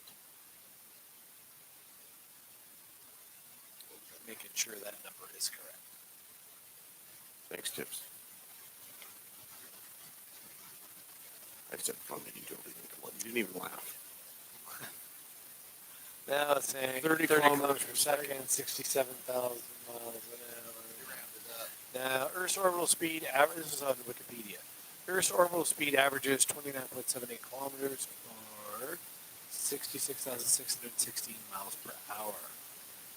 1666. So that's where the 666 came from. Yes. Well, you were in the ballpark. I knew it was crazy. We weren't 100% wrong. So rotating the sun. But you at weren't- 600. You weren't 100% right either. You're right in the middle. Yeah, I knew I was somewhere there. You're right in the middle. Yeah. You're combining a whole bunch of different things together. It's great. But it's a bit weird, right? It's getting weird there, bye. Ooh, look. Look at these. Or no, too bad we can't share with the listeners. We'll get, This is all these pictures. we'll of these get disc fancy models of the sun. we will get fancy one day where we can screen share all that stuff on a bigger enough screen. I wrote a song called "Power of the Sun." I wish I could find the lyrics. Record it Look somewhere. at this one. Ooh, look at that. What is that? I don't know. This calls for a guitar. Yes, it does. It's making my brain hurt. Craving chocolate. Really? I love craving chocolate. You're craving chocolate, eh? Chocolate bar is food. No, I think it was chocolate. So I'm just going to point out one thing here. We're talking about the standard scientific model, for a science that's not exact or even known, and the same science that tries to jam a vaccine in your arm. I don't know if I would say science is trying to do it. You're right. Commercial Science, interests. science can't do anything because science is just a question. So if you don't believe in science, like Harrison Ford says, well, I do believe in science, the scientific process. And I believe it. I just don't believe the people talking to me about what they're saying because there's no way to prove it. And then you got to break her down. You got to go science. Well, don't give me this science shit. What kind of science? We talking medical science, physics, quantum physics, computer science? Are we talking about Quantum engineering? Yeah, hold her there. So we're talking about medical science. Well, guess what? That's not all settled. There's not necessarily. Are we talking magic, which is science we just don't understand yet? Right. I'm just For saying. example, some of the new cutting edge stuff about how to deal with diabetes is very different than what the science says. The science. Here, stick this insulin in your arms. Do it. Exactly. Oh, the science. The science is never wrong. Except for in this song. Random chord changes everywhere. That's science at work, son. Dropping science.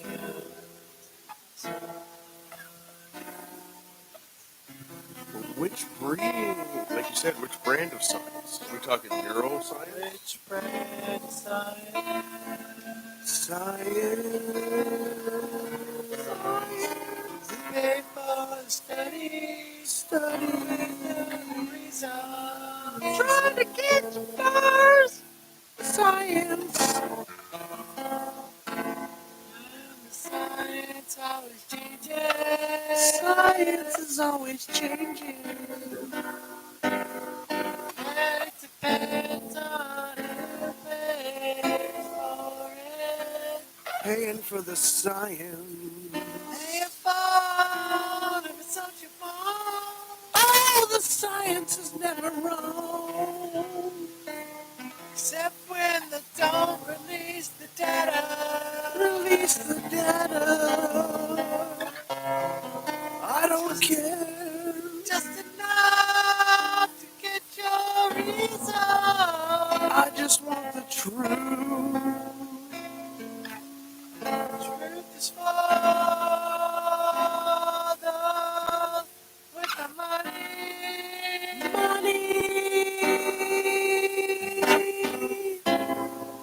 And everybody knows it ain't funny. Trust the science. Science. Science. Science.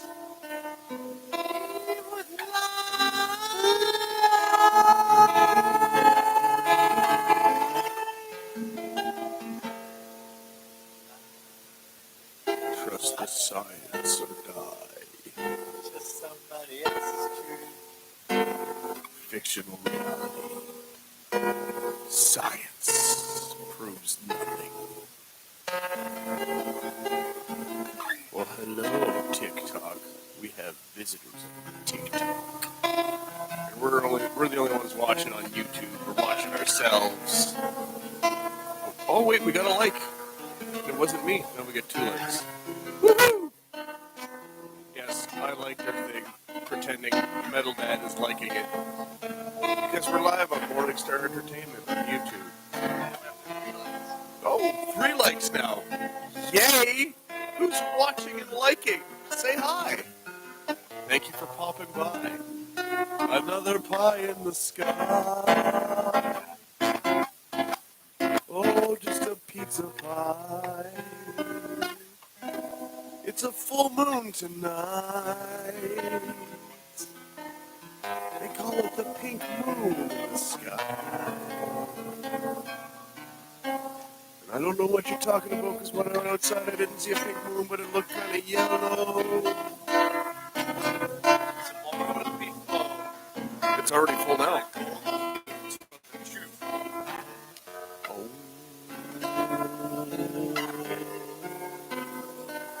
We get 2 days of the full moon. Thank you. You're welcome. I like this. Isn't this a cool little guitar? That is a cool little guitar. A lot of character and it's a huge neck. Which is funny. All my pink guitars, I have 3 of them now. I used to have 4. I'd buy the other one back. The pink or the salmon? A Grethel Salmon? The Grethel salmon. No, it's kind of like smooth. I'd buy the other one back. The pink or the salmon? A Grethel Salmon? The Grethel salmon. No, it's kind of like smooth salmon. Smooth salmon? Smooth salmon. Smooth salmon. I like smooth Almost a smoked salmon.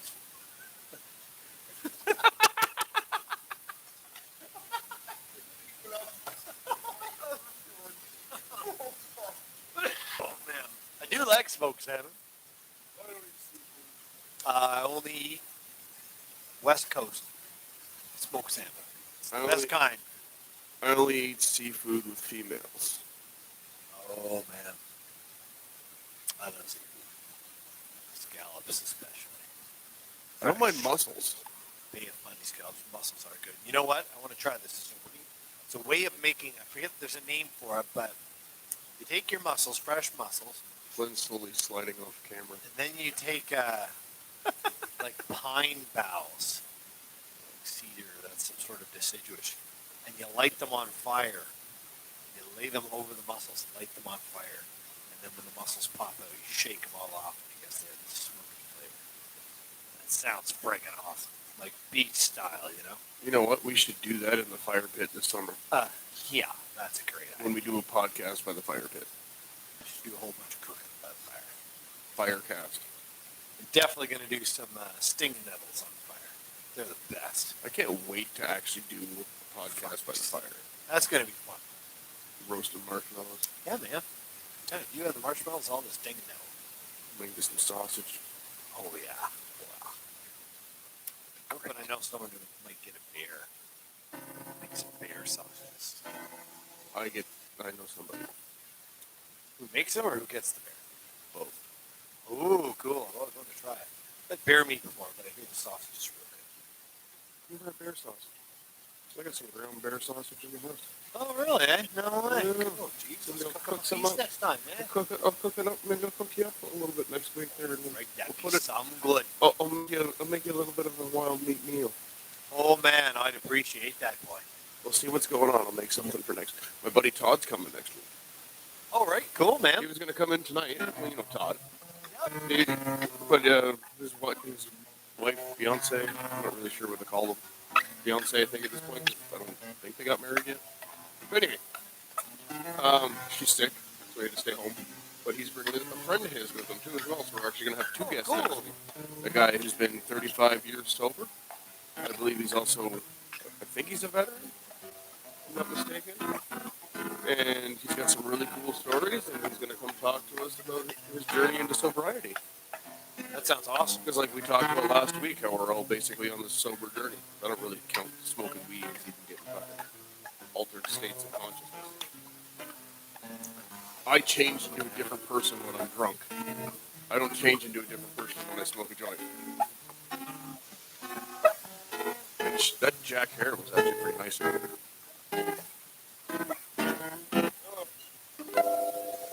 also vape and stuff down. Yeah. I don't actually really get high anymore. No, I don't do nothing anymore. Yoga. Are you rolling another one? I do yoga these days. I do yoga too. You know what? I learned something about yoga. All these people out there trying to do all these different positions, and really, all the masters of yoga, all they ever do is just one position. I heard Sadhguru talking about that. You were watching the Joe Rogan episode, were you? I You did seen watch that that one? one too, but I watch a lot of his clips. But yeah, that was really cool actually. Remember when he was talking about aliens? But he was, Spirits? well, yeah, he was talking more about spirits than he was aliens. Yeah, And he that's true. kept saying, "Oh, it's too woo-woo." Joe's like, "No, no, And Joe's like, we like woo-woo, bring it on. talk baby." about it now." Yeah. And he's just like, well, okay. Well, what he actually was talking about was channeling. Oh, I think so. Yeah, yeah. Well, I don't think so. I Hey, know by the some- way, check out this water bottle. Listen to this. Oh, these look real good with this one. Better when it's got the water. I know that's what he was talking about. Because I watch a bunch of channelers on YouTube, and Okay. I do that thing. Plus, he didn't say that he was channeling, but what he said is he was bringing other beings into other beings, which is channeling. Right. Yeah. So that's what exactly what that is. he yeah. said he channeled himself, and then he also said that he was allowing and or facilitating or being there to guide other beings into other people, and they were channeling beings, and that's kind of what they were talking about, if I'm not mistaken. Yeah, and he's talking about that region of Tibet that's like got all the weird stuff going on and all kinds of activities. Yeah. Interesting. But what he was talking about was like, okay, like for example, Archangel Michael. Okay. You can if you are spiritual enough and you can get your energy going the right way, you can actually connect with the archangels, and you can channel them through you, and they will talk. Wow, that's a Okay. trip. And so, like, when you hear or see videos of people talking about the Galactic Federation and they're talking Right. about contacting beings like that, well, see, the thing is there's no such thing as well, not even really spiritual beings, they're dimensional beings. Ah, right. Okay. So, but they are also, okay, I'm going to backtrack a little bit. They are spirits, and they're spiritual beings, and there's energetic beings, because beings like the archangels are actually just orb light, Okay. right? They can take form in your mind's eye. It's actually your mind's eye that creates these images of them.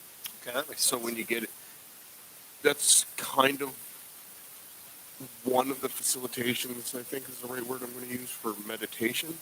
It's one of the things that meditation can facilitate, is if you can quiet your mind enough, you can start hearing things in the ether. And then through your mind's eye, you can start connecting and seeing these people, or beings, right?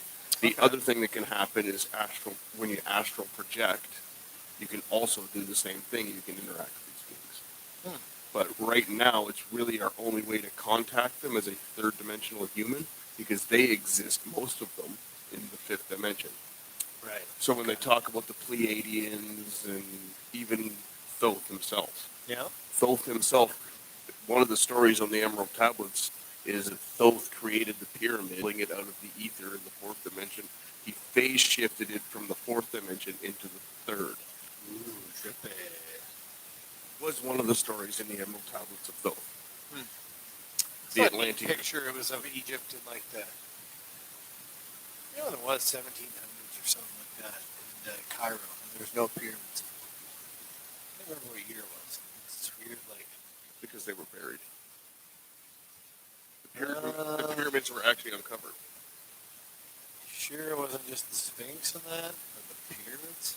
Because the pyramids used to have a smooth surface on them too, Yeah. and all the smooth limestone was taken off. Yeah. But I believe the pyramids too they might not have been uncovered. I don't think so. But- Do you think they're like bigger than, you know? Doesn't matter. High Look- those things are. it doesn't So are matter. some of those sand dunes, though. Yeah. Like, look at all the sand dunes, Yeah, they get crazy. right? So, and just think about what's under the fucking sand of Egypt that we don't know about. No. There's they actually say that there's a whole city underneath the pyramids. That's a trip. I believe it. So whatever's around there is sitting on top of whatever's underneath. They actually have, I think, now, I'm going to put my hat on, but I actually believe that they do have, is it called LiDAR? Yep. The Yeah, they non-destructive fly radar. through. They usually They've do it used for that. planes and stuff. Yeah. And they've found chambers, like under the Sphinx of the Paw, or the Yeah. Sphinx paws of the Sphinx. See, there's my dyslexia.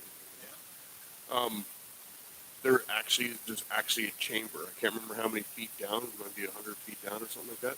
There's actually like a disc-shaped chamber down there. And one of the stories is there's actually like some kind of spiritual defense thing down there, and that's actually where the tip of the pyramid is. Oh, that's crazy. Ooh, because one of the things that they say, one of the legends is there's a spaceship It's a disc-shaped spaceship that actually sits on the top of the pyramid.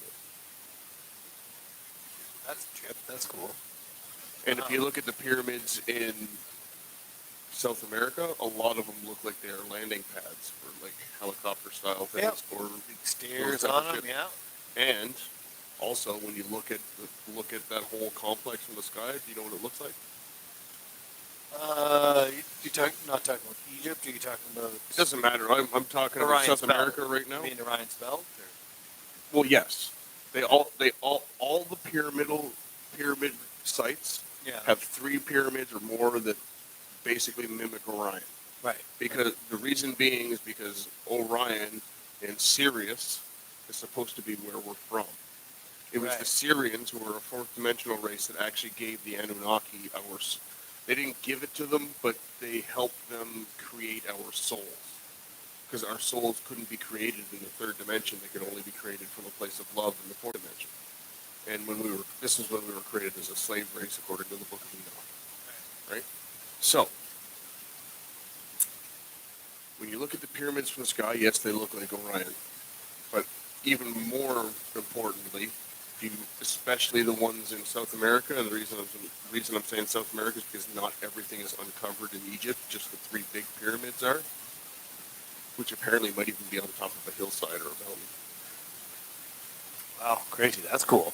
So all of that sand that was brought in there Yeah. from the flood, because that's what happened. It flooded over, brought a bunch of the silt. Some places got mud, some places got sand. Yep, and then that went down. And Wow, that's a trip. Interesting. that's why they have whale bones. That's why they find whale bones in the middle of the Sahara. Right. Okay, getting back to South America now, Yeah. because this is where you can see it. So, you look at it, and yes, it looks like Orion's belt, but if you turn to another angle, Yeah. it actually looks like a motherboard. Oh, yeah. Yeah. It looks like a computer board, Yeah. like a That's motherboard, cool. right? And the other funny thing is, I was thinking about it, and I think I know the reason why they actually don't want us in the Amazon. Oh, do tell. Well, you see, contrary to popular belief, the Amazon, at one point, didn't have as many trees as it did now. Right. Nowhere near as much. Because remember when the Spanish first came to South America? Mhm. And they said that the cities were all made of gold, and there was Right. millions of people? Well, what happened was they came, they saw, they didn't actually do anything, and they accidentally killed. By, Flu. yeah, flu and viruses and stuff, really. By whatever flu virus that they couldn't handle. If that's the true history. If that's the true history, because we are losing 1,000 years apparently, according to the floods. There's a book on that called Guns, Germs, and Steel.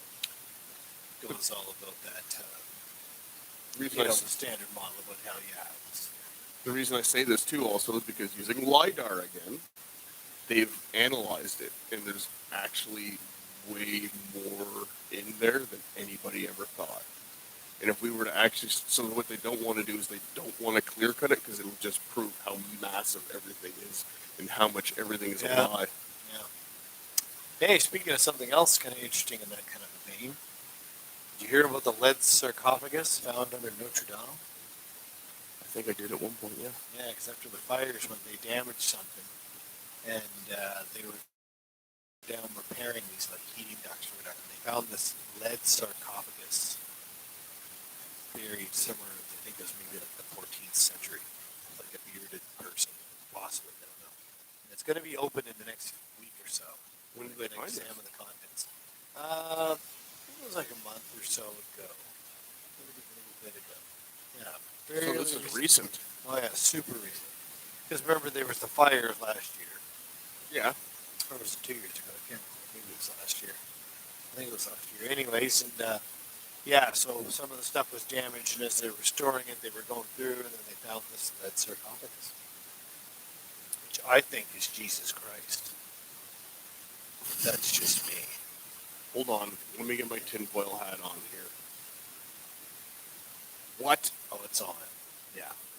Okay, Well, if we, you we, believe went that- we went full tinfoil, Well, and now try- I have to sit in that, and I don't know how to sit in that. So Well, the idea was if the stories of the Bible actually took place in southern France, yeah, that would make sense. kind of like That's what- Montreal is called New, but it's modeled after Paris. So one of the ideas, Jerusalem, the original Jerusalem in the Bible, it's actually talking about Paris. There's some interesting kind of ideas that might be the case. Makes sense. Yeah, it's a trip. Especially It's a if trip, but it's Jesus, fun. especially if Jesus is white, and they did try and wipe out all the Catholic priests, which is right in the region where Mary Magdalene and Jesus were said to have been. The temple of the They even said that in they founded in Paris on they- Mount Martyr. What was that movie with Tom Hanks? They put that in Da Vinci Code. Da Vinci Code. Yeah, Yep, southern France. if Tom Hanks is in the movie, you know that it's real. Yeah, real something. Real. You smell that? Yeah. Yeah, it's a neat one. I know some of them, like a guy named Howdy Mikowski talks about it, but there's a couple of the researchers have this kind of theory. It's, like there's all these relics in France. And, yeah, it's a whole trip when you get into it, how a lot of these cities and homes kind of line up. Like Pontius Pilate is buried in France. His wife was from France. And all kinds of weird shit like that. Wow. Yeah. Yeah, It interesting. starts to make you think that maybe all the villains we've been told are villains aren't The actually Pharisees were really the Parisians. All kinds of cool shit. I gotta go through and list it again. It's pretty funny. It's a neat idea. It's a trip, though. And there's just something about it when I heard it. It's just like, yeah, it just makes I think my sense. brain is melting right now. Yeah. Remember I told you that, like, Jesus is being je suis? Je suis. I am the Son of God. Oh, je suis. Je suis, je suis. Oh yeah, Jesus, you're sweet. It makes more sense. It actually does make more sense that he would be from southern France, especially if he's a white dude with O negative blood. And why were all these European nations all Christian? If he was from the Middle East. Yeah, that makes sense. And then there was some theory, like even that the Crusades, the first Crusades, was actually the Moors in Spain. And all this kind of stuff. Sorry, it's the moops. Moops. Yeah, the moops. The what? Tell me the moops. The Moops. Is this some kind of fucking reference to the Life of Brian or something? Bubble Boy, Seinfeld. Oh, Bubble Seinfeld. I was gonna say, is this Monty Python? It's the moops. I'll do some digging on that one and get my story a little more straight. It's a fun subject. You really should, because right now I'm speechless and I got nothing to say to you, sir. Well, it's fun. It doesn't diminish the story. I wonder if For me. I wonder if people can actually hear us. That would suck if they couldn't. Can I turn the monitor up? So we get 3 likes or like 5 likes.